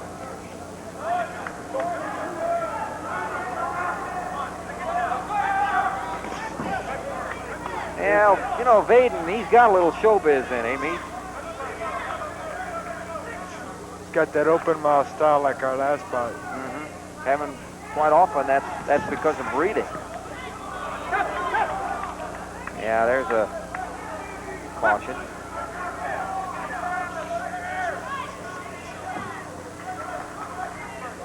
Not nearly as physical a fight as our last couple.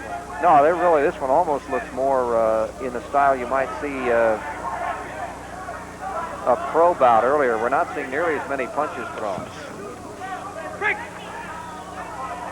We're nearing the end of the round, so stand by for a break.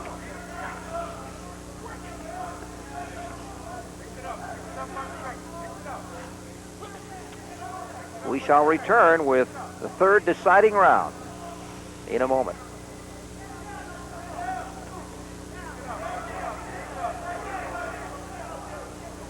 We'll be back. Round 3. In a close one. Don DeVergis of Los Angeles, California is our referee for this one, as you again are updated on who you are watching. This is in the 147-pound division. And again, the significance of this tournament is that winners of this tournament qualify for the Olympic trials. One of several ways to make it to the Olympic trials.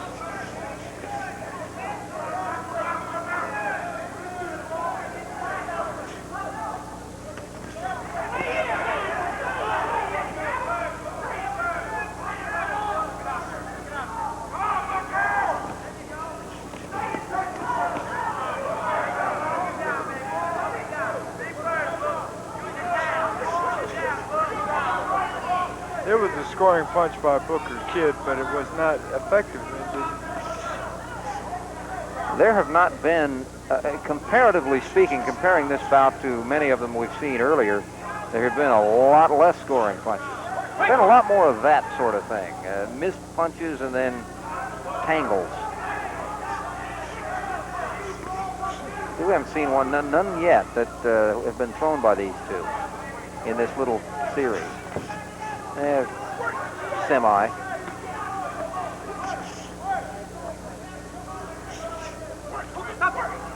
Vaden coming alive a little bit there. Of course, what makes it real tough for the judges in this, I would have to think, Terry, is they've both been so even, but yet not even in necessarily a positive way all the time. And they can't give it to one man for being more aggressive, more No. defensive. They're both even all the way. But they'll give it to somebody. Somebody's going to win it. Well, they may have shown their all in their semifinal bouts. And there he's saying, take one away.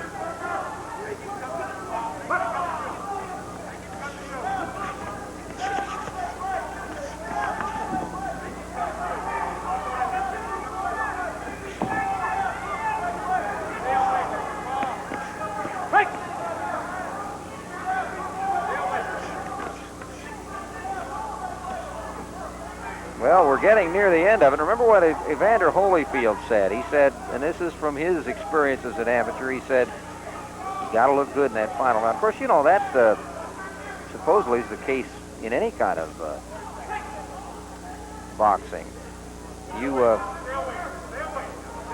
look good at the end. If it's close, that's going to make the difference. Well, I disagree with that a little bit, Greg. You got to fight the whole fight. They keep track of every round. At the end of the round, they give you a score, and they collect the score, and that's it. Actually, that's true even in your case with the pros. You're keeping track round by round. You're not. So a last-minute flurry might win that round, but it won't win the fight. Only if it's close. Well, there's a flurry for Vaden, and now we'll see how it turns out. That would be interesting. Of course, what you say makes all the sense in the world, and yet here's a guy that was perhaps under the wrong impression all those years. Of course, he didn't really have too many of them when he was an amateur that came down to the final round. He was very dominant. So he may have always had that thing pretty much in hand. Well, we'll soon see on this one. You want to make a guess? Who do you think? What do you think? What's your gut feeling on I this? say Booker Kid. That's on a without close decision. that's without us keeping score, we might add. So that's just that's our gut decision from our man here, Terry Daniels. We'll get the word in just a second. Mr. Steve Hillinger, legal counsel for the Greater Houston Sports Foundation. It is being marked down by Buzz Bazalski, and he's got the word. Your winner of bout number 8 of the evening in the 147-pound division on a 5-0 decision, Paul Vaden, Seoul, Washington. I wasn't even close on that one. Well, you don't know, but you know that you were wrong, but you don't know how close you were. Again, the point we're making up here is that it's how close the actual scoring was. It could have been 60 to 59 on 5 cards. Let's take a look at it. This punch was. That was a good one. The right, the left, I don't think really scored. We'll be back with the 156-pound division battle between Thomas Tate and Ray Lathon. Middleweight action, 156 pounds, Ray Lathon and Thomas Tate. Here, again, is Buzz Bazalski. Bout number 8 of the evening in the 156-pound weight division. Boxing out of the red corner, representing St. Louis, Missouri, Ray Lathon. In the blue corner, representing Houston, Texas, Thomas Tate.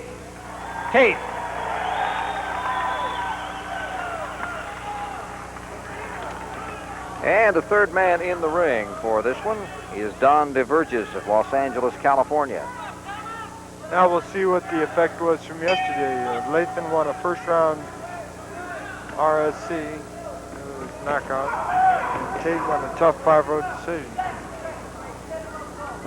So Lathon had more rest, but he's coming out strong like he did too. He's got the blue top. Another lefty. Lathon, that is. Thomas Tate wearing the colors of Ray's Boxing Club in Houston. Ray Ontiveros is his coach. Darrell Johnson, the coach of Lathon.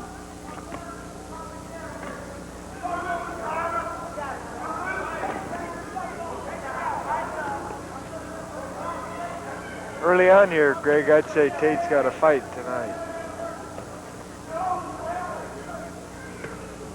22 years old, from Detroit, but training now in Houston.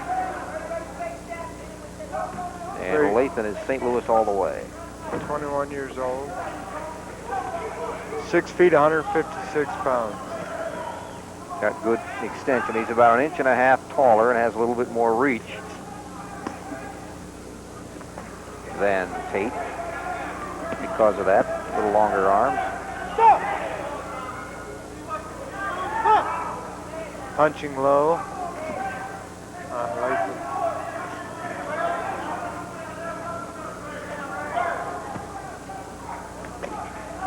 We're in the Astro Arena on the grounds of the Astrodome in Houston, watching the activity. Glad you are with us around the nation and, of course, on Home Sports Entertainment. Originating this bout are the regional networks, Madison Square Garden Network in New York, Pro-Am Sports Systems in Detroit, the Detroit area, Home Team Sports in the Baltimore, Washington area, the Sunshine Network in Florida, Dimension in the Phoenix area, Prime Ticket in the Los Angeles, California area, Sports Vision in Chicago. Oh, there's a solid Tate wallop. There's going to be an 8 count on this one. Wallop is the right word for Lathon. Got nailed.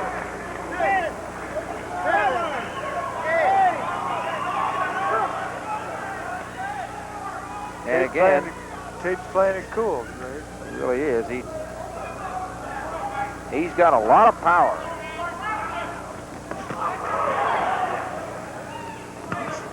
Another hard right by Tate. Brother Lathon is not taking it laying down. No, sir. We'll be breaking at the end of this round.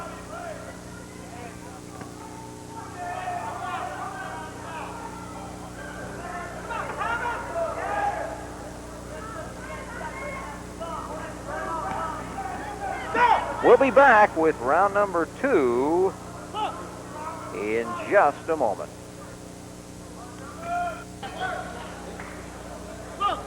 Back we are with hard action right from the earlier round as we pick up the live action now. That's wrapping up the arm. That's a caution. Round 2 of 3.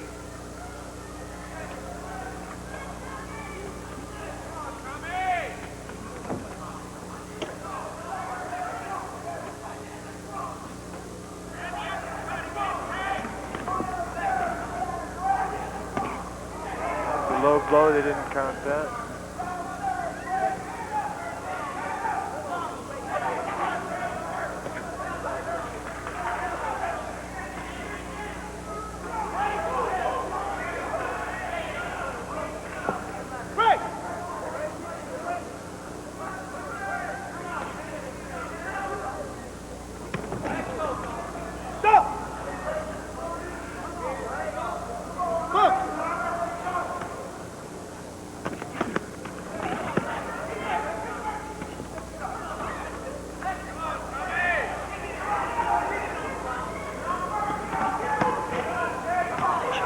Tate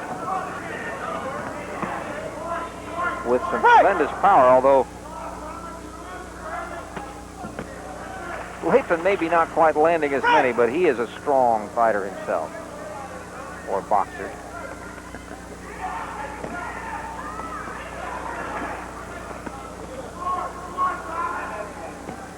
Tate's picking his holes.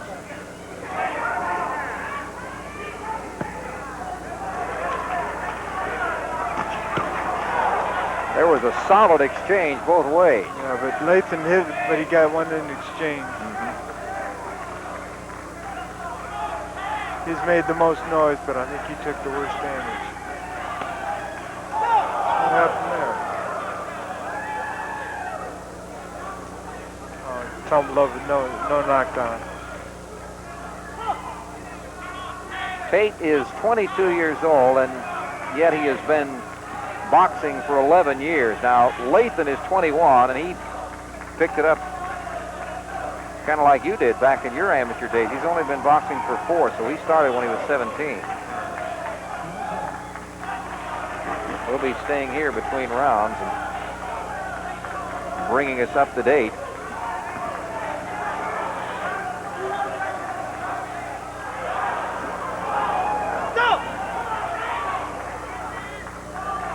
Low blow, duck in the head. It's his third caution.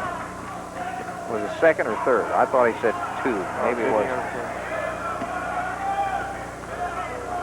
I think if it had been his third, he would have automatically, the official would have automatically made a motion to the judges. I think he's going to second.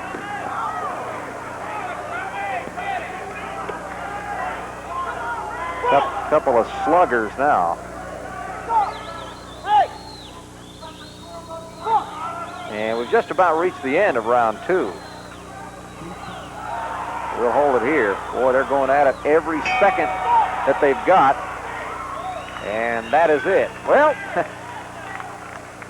Lathon came back a little bit in the second round. I don't think he came back enough to win it, though. Well, he's got another round to go. You're probably, at this stage, right. Ray Ontiveros with some words of instruction to Thomas Tate.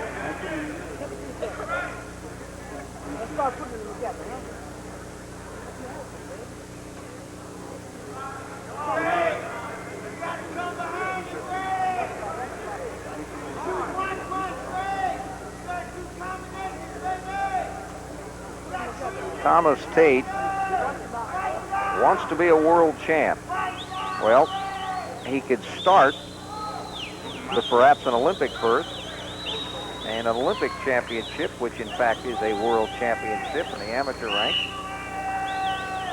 And Ray Lathon is hoping to make that his way of making fame. Of course, and as I mentioned before, Greg, they've got a long way to go after this. They've got to fight several other champions after this. They sure do. They've got to go to the winner of this has got an entry into the Olympic trials, and then you've got to get through that. So it's a long road. Your press clippings do you no good. Hitting and holding. And a caution is given to Tate.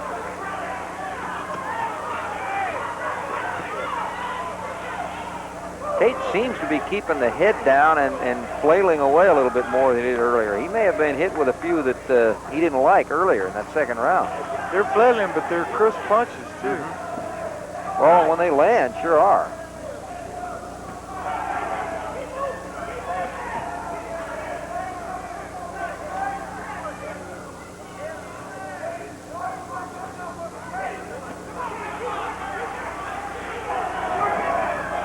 Lathon is a tired fighter. They're both tired boxers, but Lathon shows it more. Lathon, he's not throwing as many punches, and in fact, I think he got cautioned for just kind of holding, trying to reach out with the arm, and instead of punching, sort of holding. Thomas Tate's throwing a lot more punches this round. That's how you score in amateur boxing. It's punch contacts. Although now Lathon's coming back. And again, I think that's something that's important to remember for fans who are casual viewers of boxing and perhaps see more pro than amateur, which of course is available more often on television. It is the number of punches landed more than any particular punch. Here's its 8 count. That's right by Tate did more than we thought. Yeah, I think so.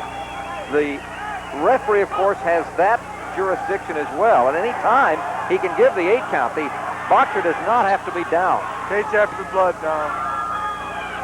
Lathon is tired. That was not worthy of an 8 count. That was a swing. Yeah, he's real tired.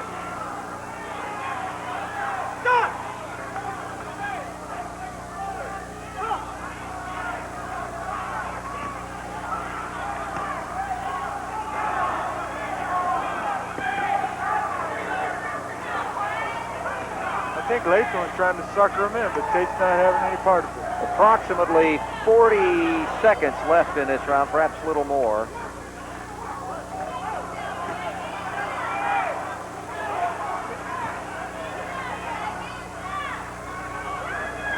30 seconds.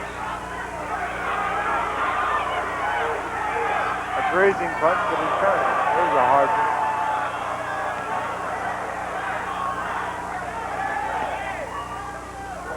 15. Hard left by Leija.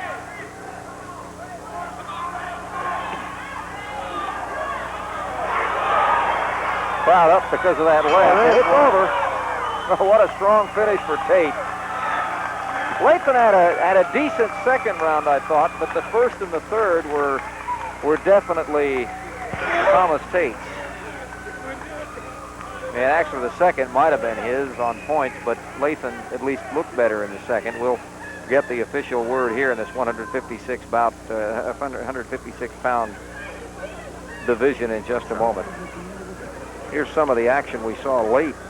And again, it was Mr. Tate. That one hit him behind the ear, and that hurt. Just kept coming at him. And that's the way to finish strong. Lathon so strong in the semifinal with that first round. Referee stopped the contest over John Copeland, but Thomas Tate a little bit too much. He's certainly confident, isn't he?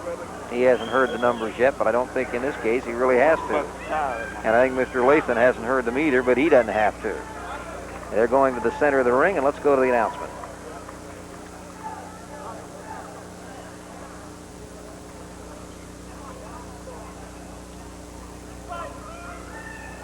Their winner in the 156-pound weight division on a 5-0 decision, Thomas Tate, Houston, Texas. Tate it is.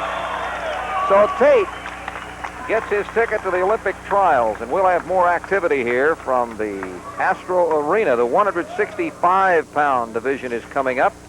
William Guthrie of St. Louis against Dan Mack of Houston, Texas, and that's coming up in a moment. Middleweight action, Guthrie and Mack. And let's have the official introduction. Bout number 9 of the evening in the 165-pound weight division, representing St. Louis, Missouri, out of the red corner, William Guthrie. Guthrie. In the blue corner, representing Houston, Texas, Dan Mack. Mack.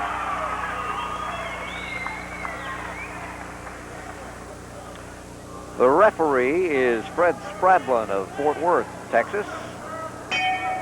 And round one is underway. Guthrie out of St. Louis, coached by Roger Bloodworth. And Dan Mack. Dangerous Dan. Jesse Reed and Ray Ontiveros. Folks that work with him.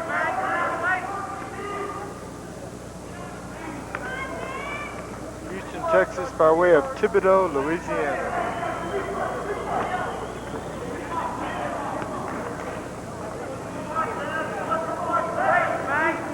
Cautious beginning for the two. Both fighters are 21 years old.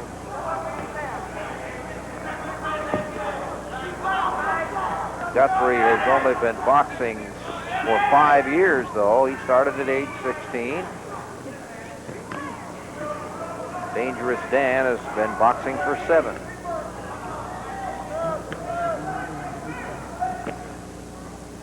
And once again, another lefty. The blue. William Guthrie.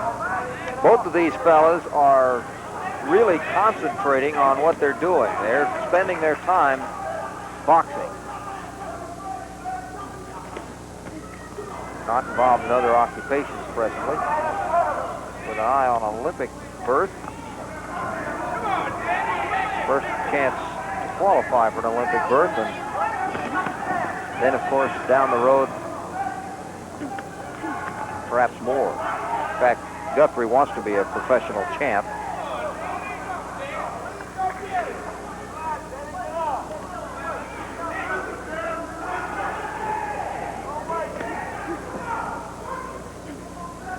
Now, Guthrie did not have to box in the semifinals. He, of course, is a 1987 All-American, and he would be favored in this, certainly over Mack. based on his past. He won his semifinal match in a walkover. Mack there landed one. Mack trying to make a name for himself. Dan Mack fought in yesterday afternoon's action, winning a fight over Terrell Britt. There were 4 1987 All-Americans involved in the 12 weight classes involved in this tournament. 3 of them survived to the finals tonight, and Guthrie is one of them.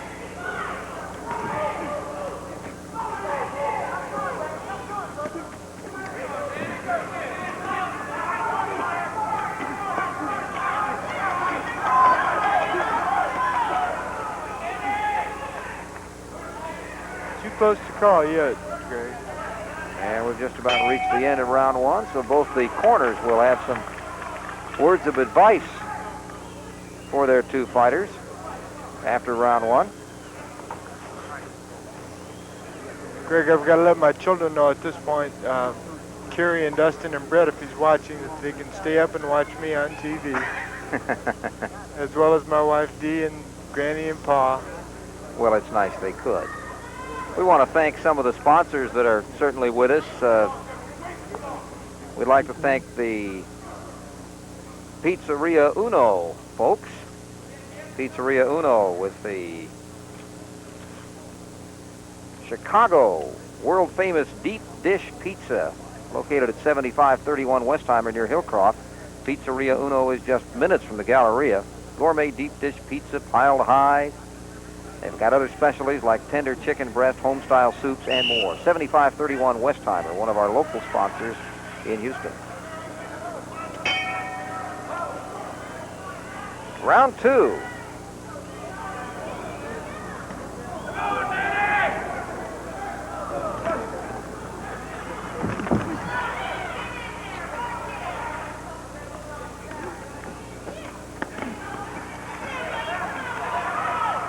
Solid infighting. Trying to go low to the body. I can see where they call Dan Mack Dangerous Dan. He's tough. But so is Guthrie. He's trying to go to his gut as Mack tries to duck inside and get some body shots in.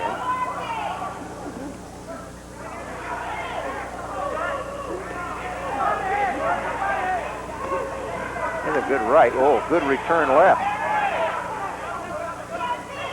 Neither fighter seems fatigued at all. Well, they sort of felt each other out a little bit, I think, in that first round. The second round, they're heating it up a little more. Let's see what they look like in the third, huh, Kurt?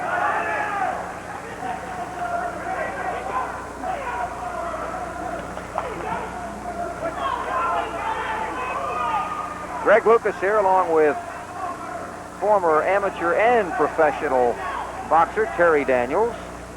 We are at the Astro Arena in Houston for the U.S. Amateur Western Regionals, the finals. No matter how tired these guys get, Greg, they're not going to ever feel as bad as I did after the second round of my Frazier fight. Whew. I felt like the blood on my legs turned into lead. Well, at least it was experience that you had, huh? Those smoking left hands will do that.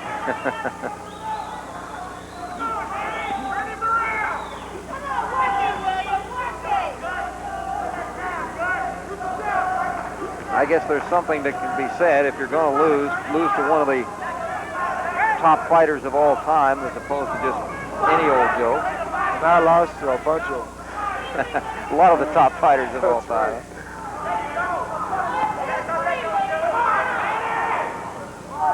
Trying to get out of that little clinch there. Dan Mack pushes his way out. We're going to be taking a break at the conclusion of this round, so stations, be ready for it.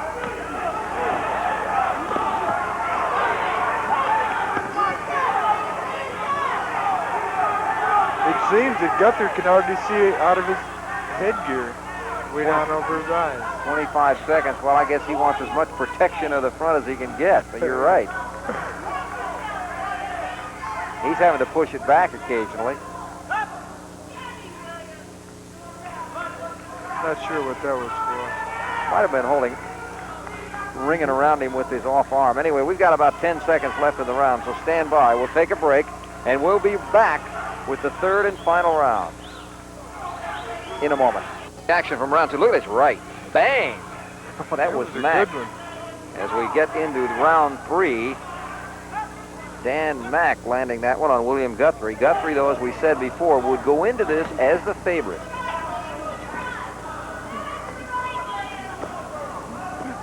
All that means, though, is that based on record, he would be the guy expected to win. That doesn't really mean anything once they start throwing punches. Because Dan Mack has looked very good.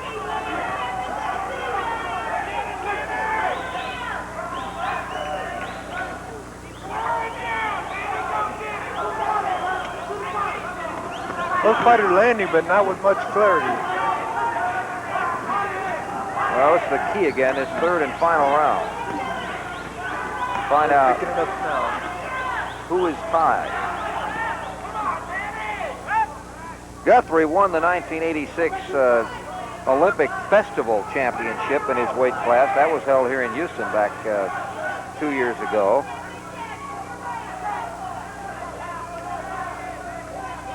'85 National Golden Gloves champion. So that's one of the big reasons why he's a highly regarded boxer.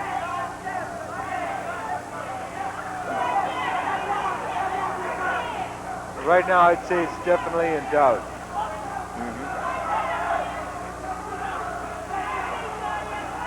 Well, this could be one of those, like Evander Holyfield was talking about. He may have been slightly erroneous in the sense that scoring is pretty much locked in the first 2 rounds before we get to the third, but this could be one of those where you better win it in the third.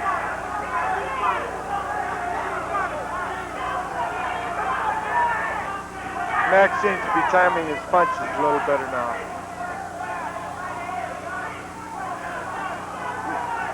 Punches from both sides are kind of pity-pat for the most part. They're not very solid. Their arms are very weary.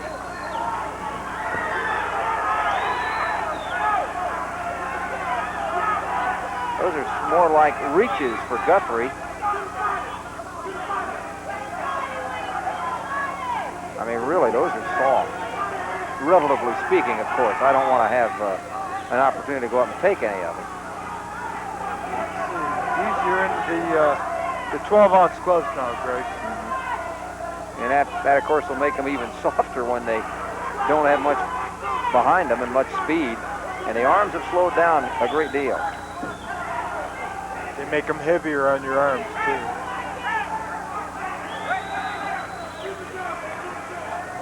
Of course, these fellas only going 3 rounds, but you can imagine how in a professional fight, you go a 10 or 12 round bout, your hands are taped pretty well, but they'll still pick up some perspiration in there, and that's the end of the bout. Of course, that can add to the weight. Now we'll just wait and see what the officials say is going to be the outcome of this one. Guthrie of St. Louis, Mack of Houston, both going for the 165-pound championship here at the U.S. Amateur Western Boxing Trials, and more importantly, a ticket to the U.S. Olympic trials later on this summer.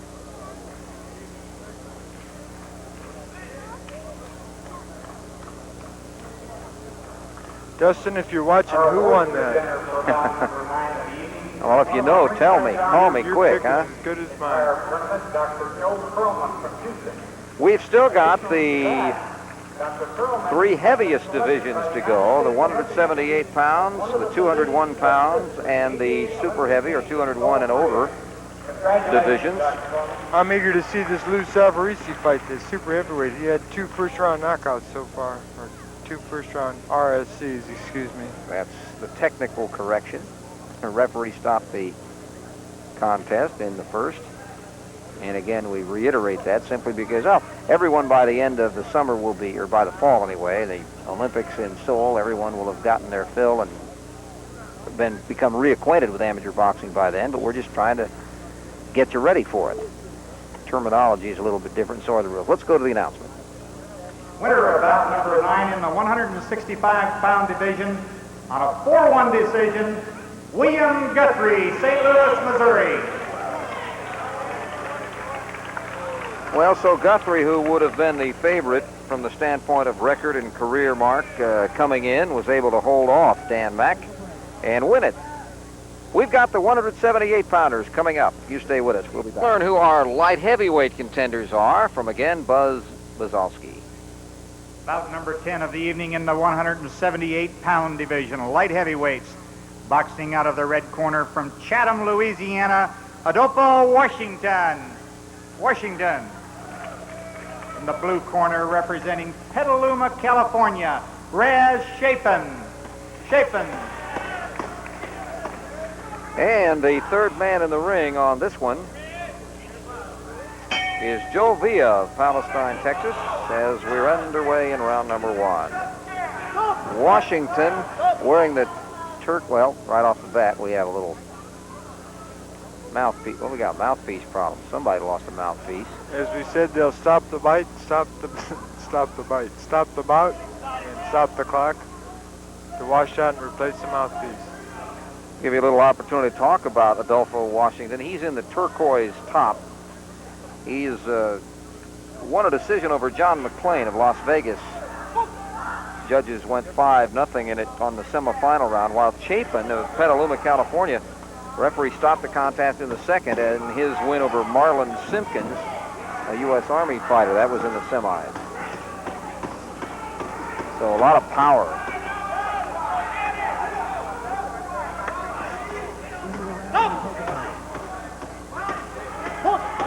Adolfo Washington is coached by Richard Chatham,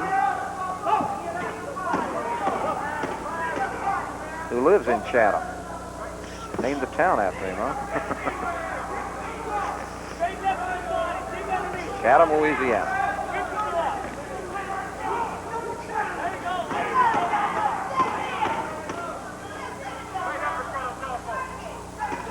Knowing the people from Louisiana, Razz is his real name, too. He doesn't have it listed as a nickname. No offense to the people in Louisiana, they're just a little different sometimes. They'll be out to get you now, Terry. Do we have a carpenter in the building or what? Sounds like somebody banging on something in the background to try to fire up one of these boxers. Secret signals. It's probably a reminder to hit him.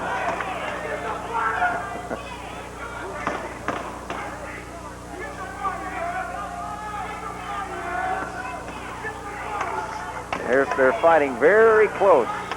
This is where in a pro fight you'd have a worry about a headbutt and a cut, but of course with the padding of the helmets, that's not a problem, or the headgear, not really helmet. Exactly. Very dangerous professionally to fight in close quarters like this because of the heads. Again, the headgear don't lessen the effect of the blow as much as take down the abrasions from headbutts.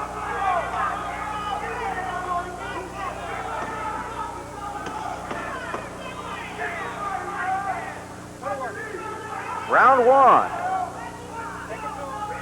Adolfo Washington in the turquoise top against Razz Chapin in the red. We'll be breaking away at the conclusion of this round, so be aware of that.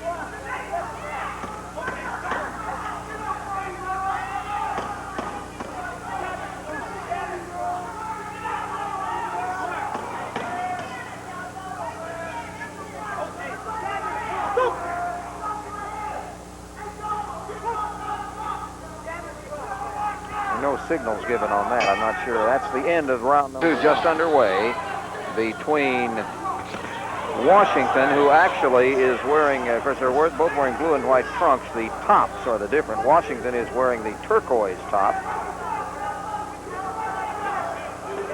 and Chapin is wearing the red. In fact, their trunks are identical, not just close to the same. Oh, there was a low blow. Now, if they need to, Greg, they'll stop it and give him time to rest, as well as warning and taking away. No, they didn't give him anything. Apparently says he's all right. He didn't even look at him.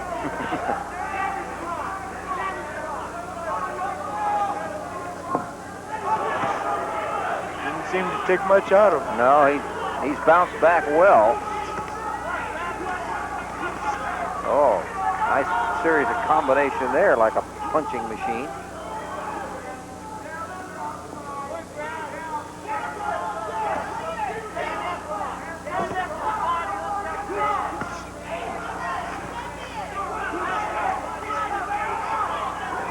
Washington has been boxing on the amateur level for 8 years.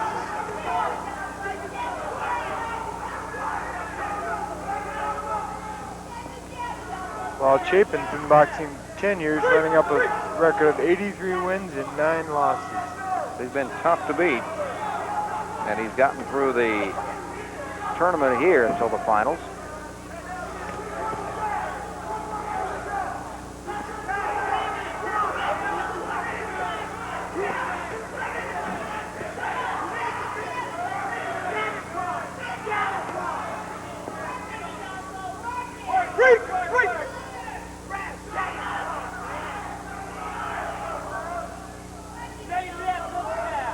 Chapin, the left-hander,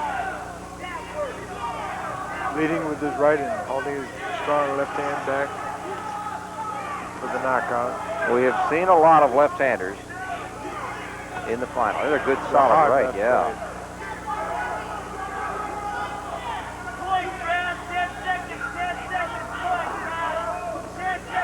Just about at the end of round number 2.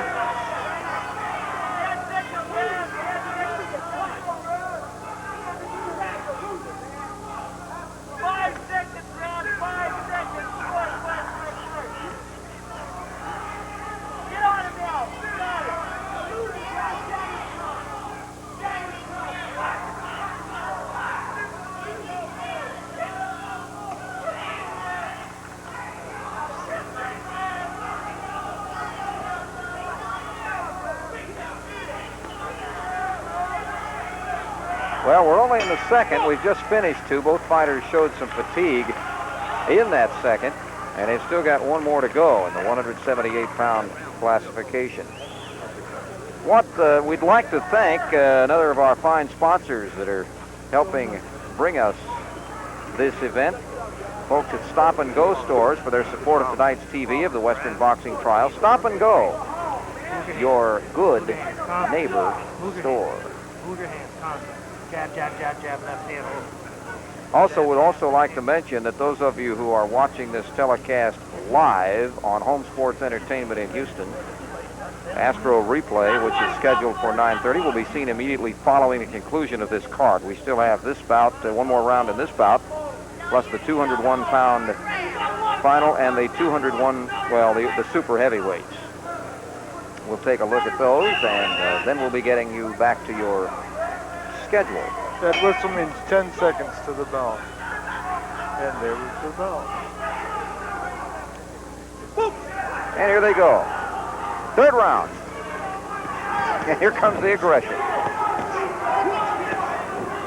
Style that this fight has been, this bout has been fought is interesting because, boy, they have played close inside both ways. They have kept their heads no more than 6 inches apart. Most of the time they've been throwing punches. Another tough bout for the judges. They've got to keep track of every one of those landing blows. At least a running tally. And while the only people, we might mention this, the only people that score this are the judges are also qualified referees. In fact, that is why we have had a different referee for every bout. There is a rotation being used. And when you're not in the ring refereeing, you might be on the sideline as one of the judges.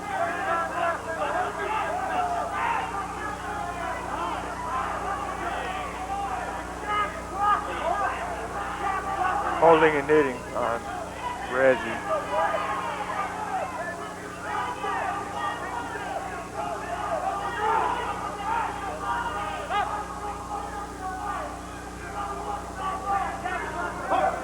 Hit him with his shoulder.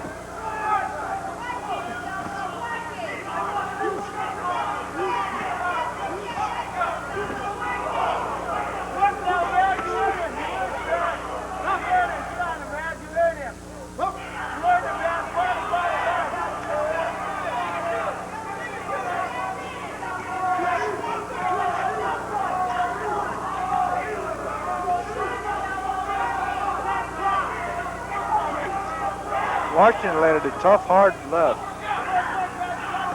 Washington wearing the turquoise top from Chatham, Louisiana, against Razz Chapin of Petaluma, California.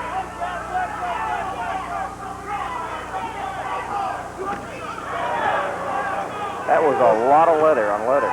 We both traded on that one. I think Washington came out a little bit ahead. Same on that one.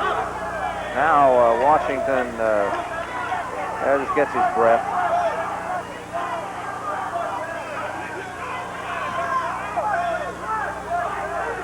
Washington's coming on strong here.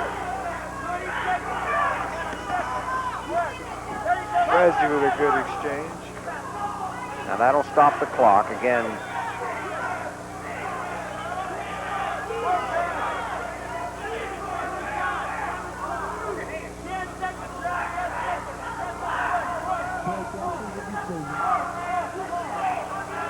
Round is just about over, and thus the bout. And there have been some tough ones, some tough decisions throughout the evening. We had a 3-2 back in the 125-pound classification. James Leija of San Antonio over Michael Black. And we'll wait and see what this one's going to be between Adolfo Washington and Razz Chapin. Move your hands, move your hands all the time. No, move your hands. Game's your heart. Our award presented for bout number 10 is Mr. Jack Berger, Executive Director of the Greater... Chapin in 1984 won the National Junior Olympics and also won the Western Junior Trials in 85. Won the silver in the Western Olympic Trials in 87. Bronze in the 88 U.S. Championships. We're speaking of Chapin. So he, of course, has had the greater national success than Washington, and perhaps will be able to continue that tonight. We are ready for the announcement. Your winner of bout number 10 in the light heavyweight division, 178 pounds, on a 4-1 decision, Razz Chapin, Petaluma, California. Dustin, did you pick Razz Chapin on that one? I don't know.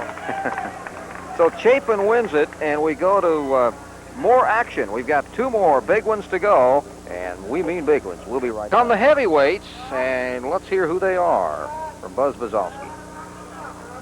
Bout number 11, featuring the 201-pound division, heavyweights. Out of the red corner, representing from Jay, Oklahoma, Tom Morrison. In the blue corner from Houston, Texas, John Bray.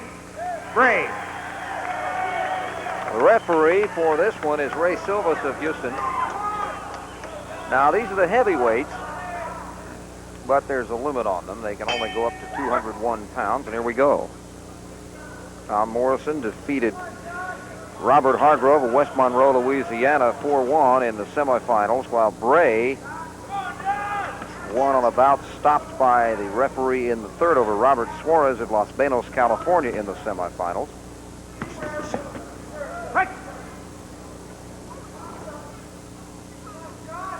John Bray is another protege of Kenny Weldon and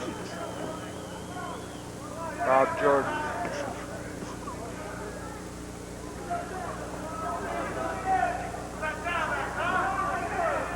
Meaning that he probably gets to spar with Evander Holyfield.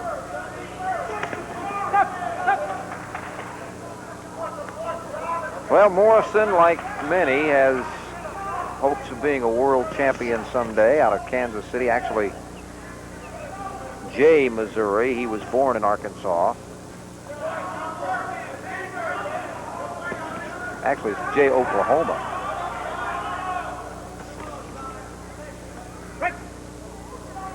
Fighting out of the Kansas City area, boxing out of that area.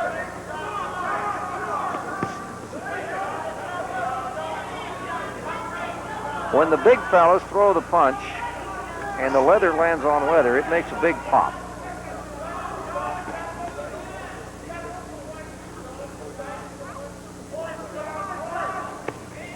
Has a good body punch.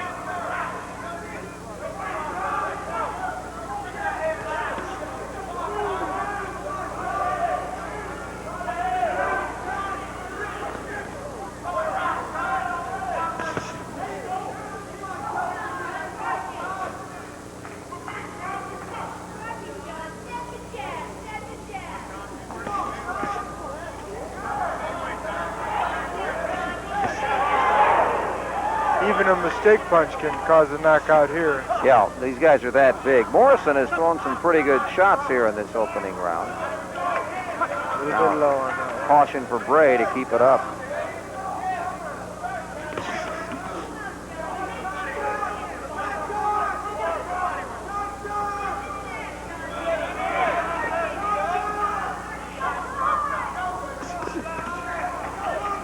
Of course, it's somewhat of a paradox to call a punch accidental in this. I mean, they're trying to hit each other. They're trying. They just maybe not in the spot they end up hitting. That's true.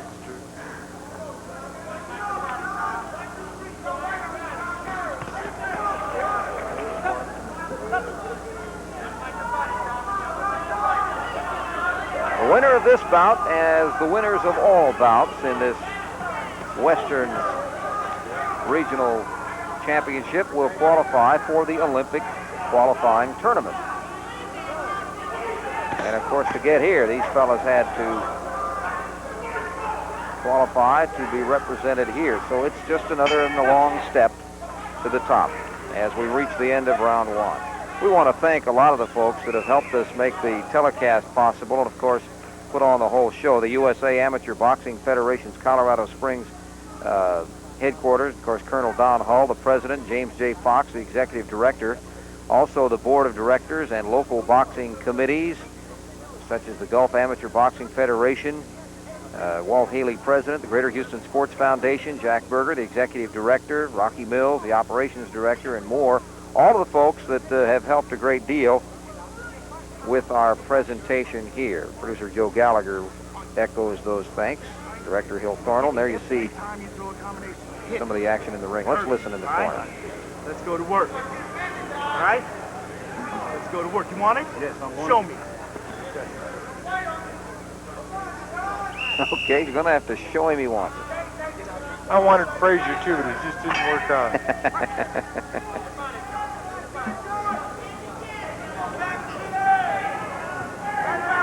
Tom Morrison says he wants it. Didn't exactly have that blood in the eye look, but he had a good first round.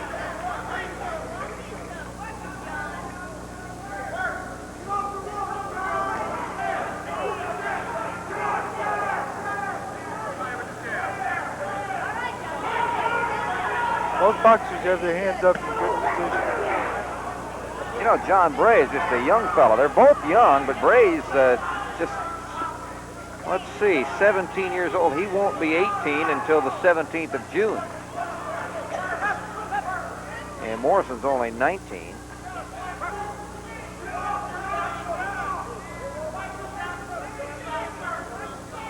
Bray was the 1986 National Junior Olympic champion, though, and has a 60-5 record entering this tournament. Morrison, who had a football scholarship, an athletic scholarship to Emporia State University, is going to be attending there in the fall. In fact, he just graduated from high school this year. Where is Emporium State?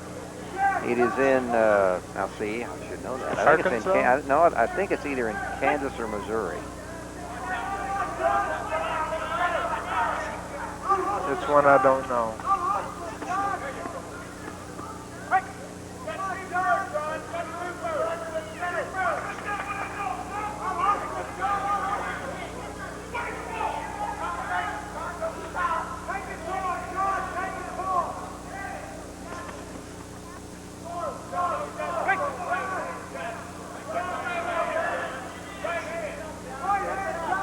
Neither man pressing.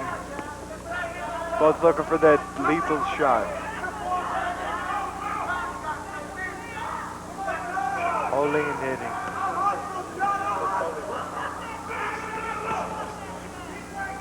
This is the second round, of course. We'll be taking a break after this round.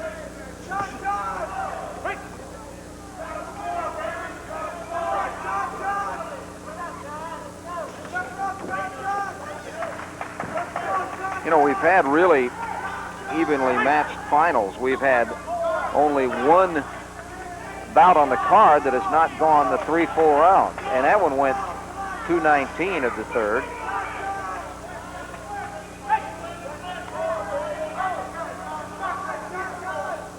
Of course, when you get to the finals, you expect that. I wouldn't bet on the next fight, though. Daniel Fikes versus Louis Savarese. We'll be back in a moment. Final round of our heavyweight battle. Tom Morrison in the blue against John Bray. Morrison out of Jay, Oklahoma. John Bray out of Houston, Texas.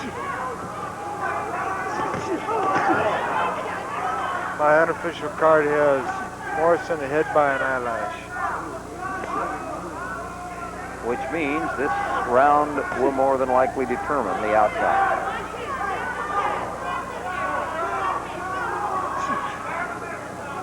There's a lot of blood on the face of Bray. Just noticed it. My goodness, he is. This may not go all the way. The referee may be going to step in any second on this. Yeah. Well, you called that one. He's using a postage stamp. Looks like to stem the flow, but it ain't going to stem it much. Not sure if it's the. I think it's the mouth more than the nose.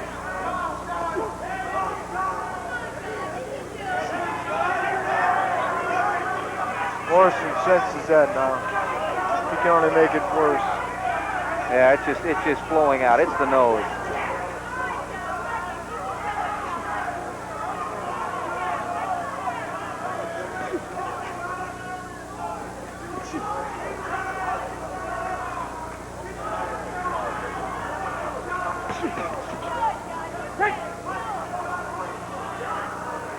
The referee doesn't look too concerned about it.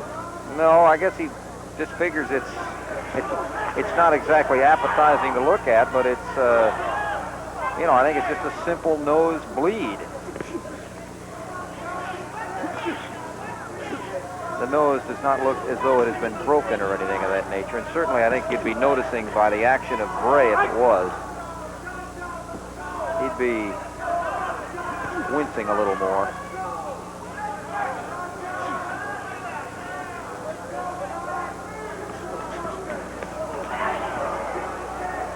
He's coming back to life a little bit. Doctor's going to stop it. The doctor has gotten up into the ring. He's at least going to take a look at it. And again, once again, we reiterate the safety factor. The doctor just came up on his own and motioned to the referee. And you can't underestimate the importance of that. Little conference now. And he's just cleaning him up.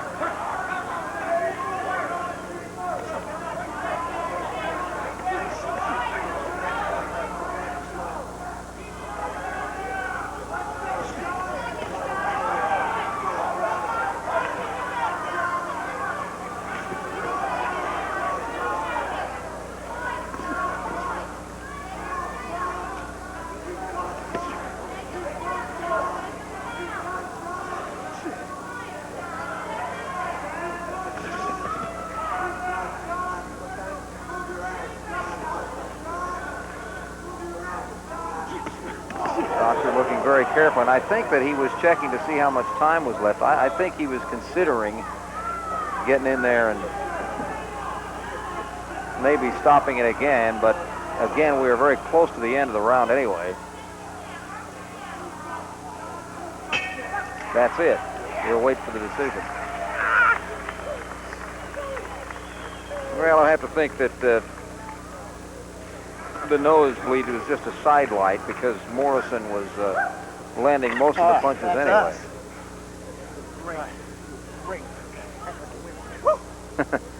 His corner liked it. You looked great, huh? There's Lou Duva. There's a veteran fight man. Fourth presenter for bout number 11, Mr. Bruce Mathis, assistant to the executive director of the USA. We'll have the announcement officially of the heavyweight champion of the U.S. Amateur Western Boxing Trials for 1988 in just a couple of seconds. That was Dr. Adon Rios from the AIDS Hospital. Let's see. Buzz has the announcement, so let's go down to him.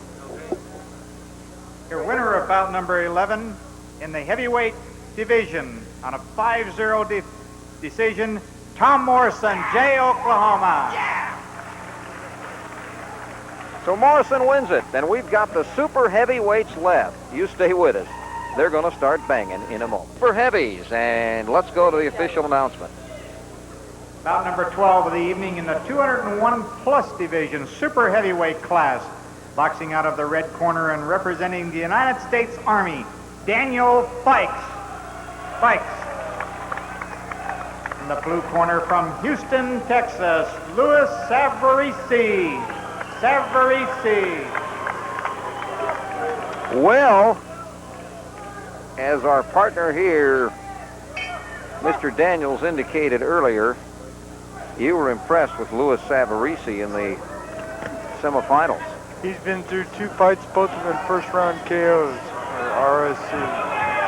Wow. So watch close. He defeated Eddie Williams of Lemon Grove, California in the semis. Meanwhile, Daniel Fikes defeated a fellow soldier, Cleveland Woods of Fort Hood, Texas, with a 3rd round stoppage of the fight. So both were able to get through early with power in the semis. Savarese has deceptive power. Not that he's small, he's a big guy, but he punches from the shoulder and hits hard. He weighs in at 220 pounds. Was born in the Bronx, New York. Greenwood Lake, New York is where his parents live right now. But he's currently training in Houston, although New York City is what he considers home. So the folks watching on the Madison Square Garden Network, I'm sure some of the relatives around the TV set tonight. He's won the New York City Golden Gloves title twice,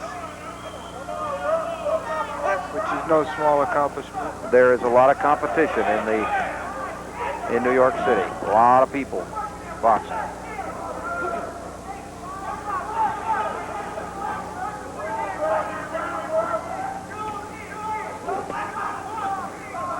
Last night, Daniel Fikes of the Army in the yellow up there went toe-to-toe with his opponent, Cleveland Woods, every round until finally Woods just couldn't take anymore. I mean, they stood there and slugged it out.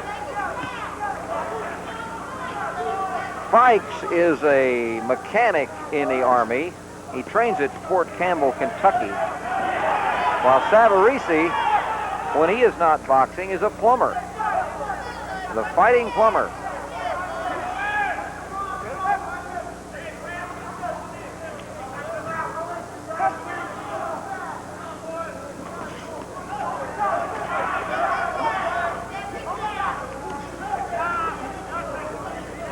As you can see, Savarese at 6'4" has about a 4-inch height advantage.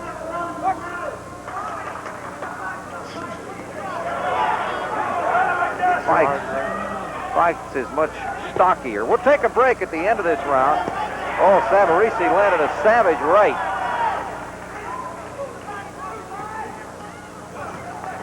Fikes tries to come in on the attack. Savarese just a combination of punches back. We'll take a break and shall return for round number 2. So we'll break away at the bell and we'll let you hear it.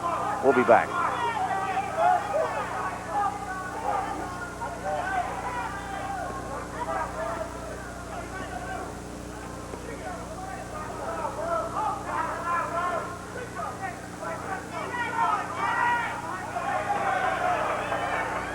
Fikes landed a hard punch.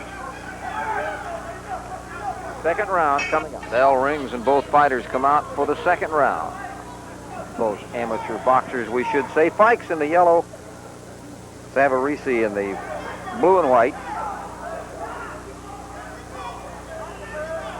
Fikes' style has given Savarese a little bit of problem.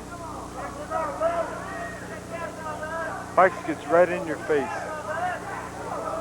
Stays He's got to build an advantage in the fact that he's shorter and stockier and can bore right in. He's from Akron, Ohio, though, as we said before, boxing out of Fort Campbell, Kentucky.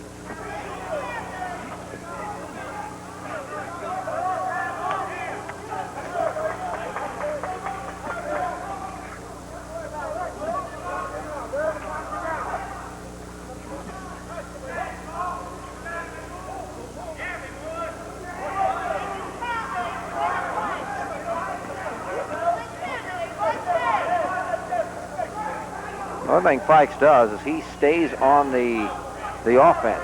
He just keeps coming in. There he got punched back a little bit. Just boring in. There he hit a good solid punch. He'll stay on the offense till he runs into a hard right. Well, there was a pretty good right there. Not good enough to keep him off.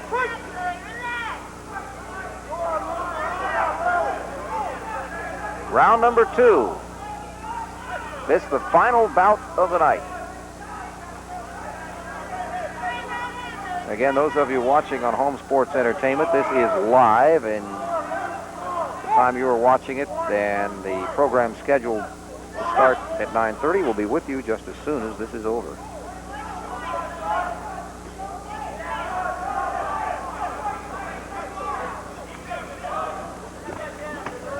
There was a good right. Kind of pushed himself backwards, Savarese did, after he threw it.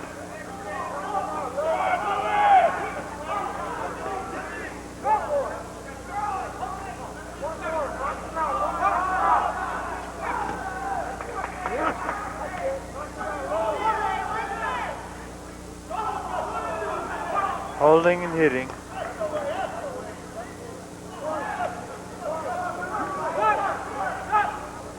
Of course, the strategy that Fikes is using,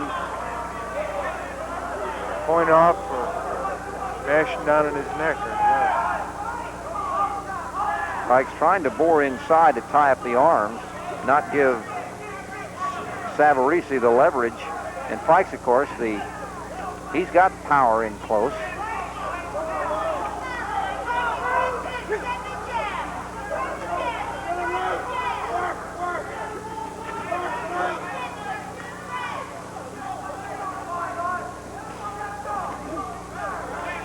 For Fikes, it's the same tactics as last night. Well, he's got one more round to go. Let's see if he's going to be able to pull this one off over Louis Savarese. Savarese's corner.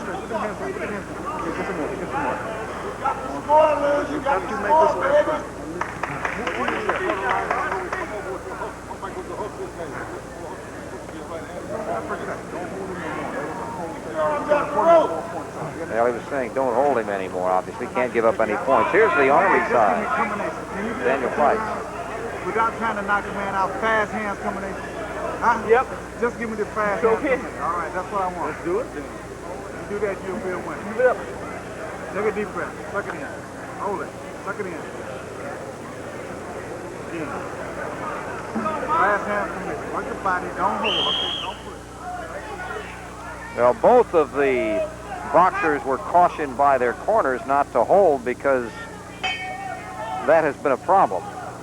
It's the third and final round of the night.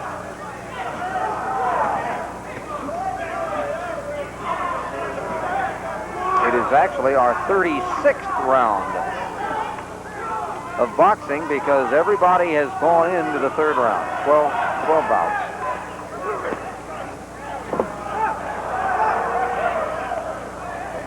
Well, there's another hole. Boy, Fikes didn't waste any time, did he? He blamed Savarese for that. He can't help it.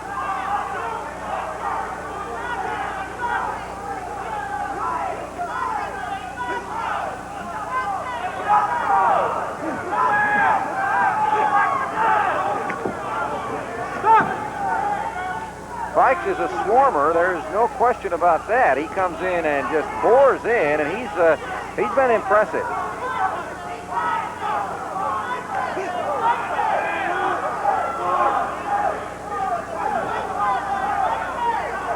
Less than 2 minutes to go in the night's action. In my opinion, Greg, Savarese's only hope now is to load up and land a big one. Yeah, they cost him a point for butting, and the crowd didn't like it, but that... Fikes is going to keep the pressure on now to reduce that chance of getting hit. Yeah, because Fikes is really in the driver's seat. Savarese started strong. There was a grab. We got a little wrestling match now. What Fikes has done by keeping it close inside, he's not allowed Savarese any leverage, and he hasn't really been able to throw that long punch.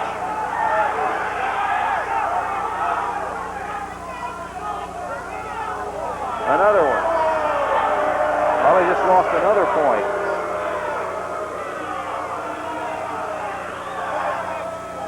And what did he call? He disqualified him.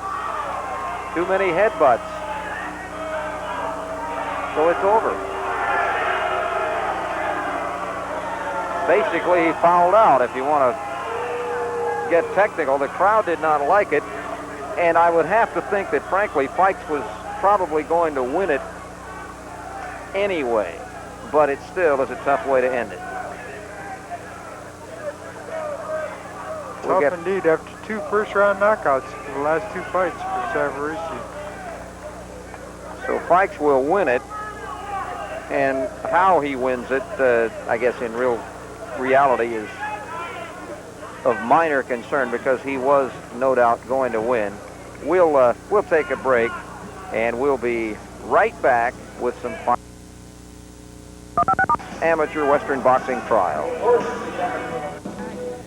Well, back we are. Greg Lucas along with Terry Daniels. The night of action has concluded with the disqualification in the final bout, but every bout tonight, all 12 of them went 3 rounds. They went into the 3rd round, so we really had great evenly matched competition, I think, Terry.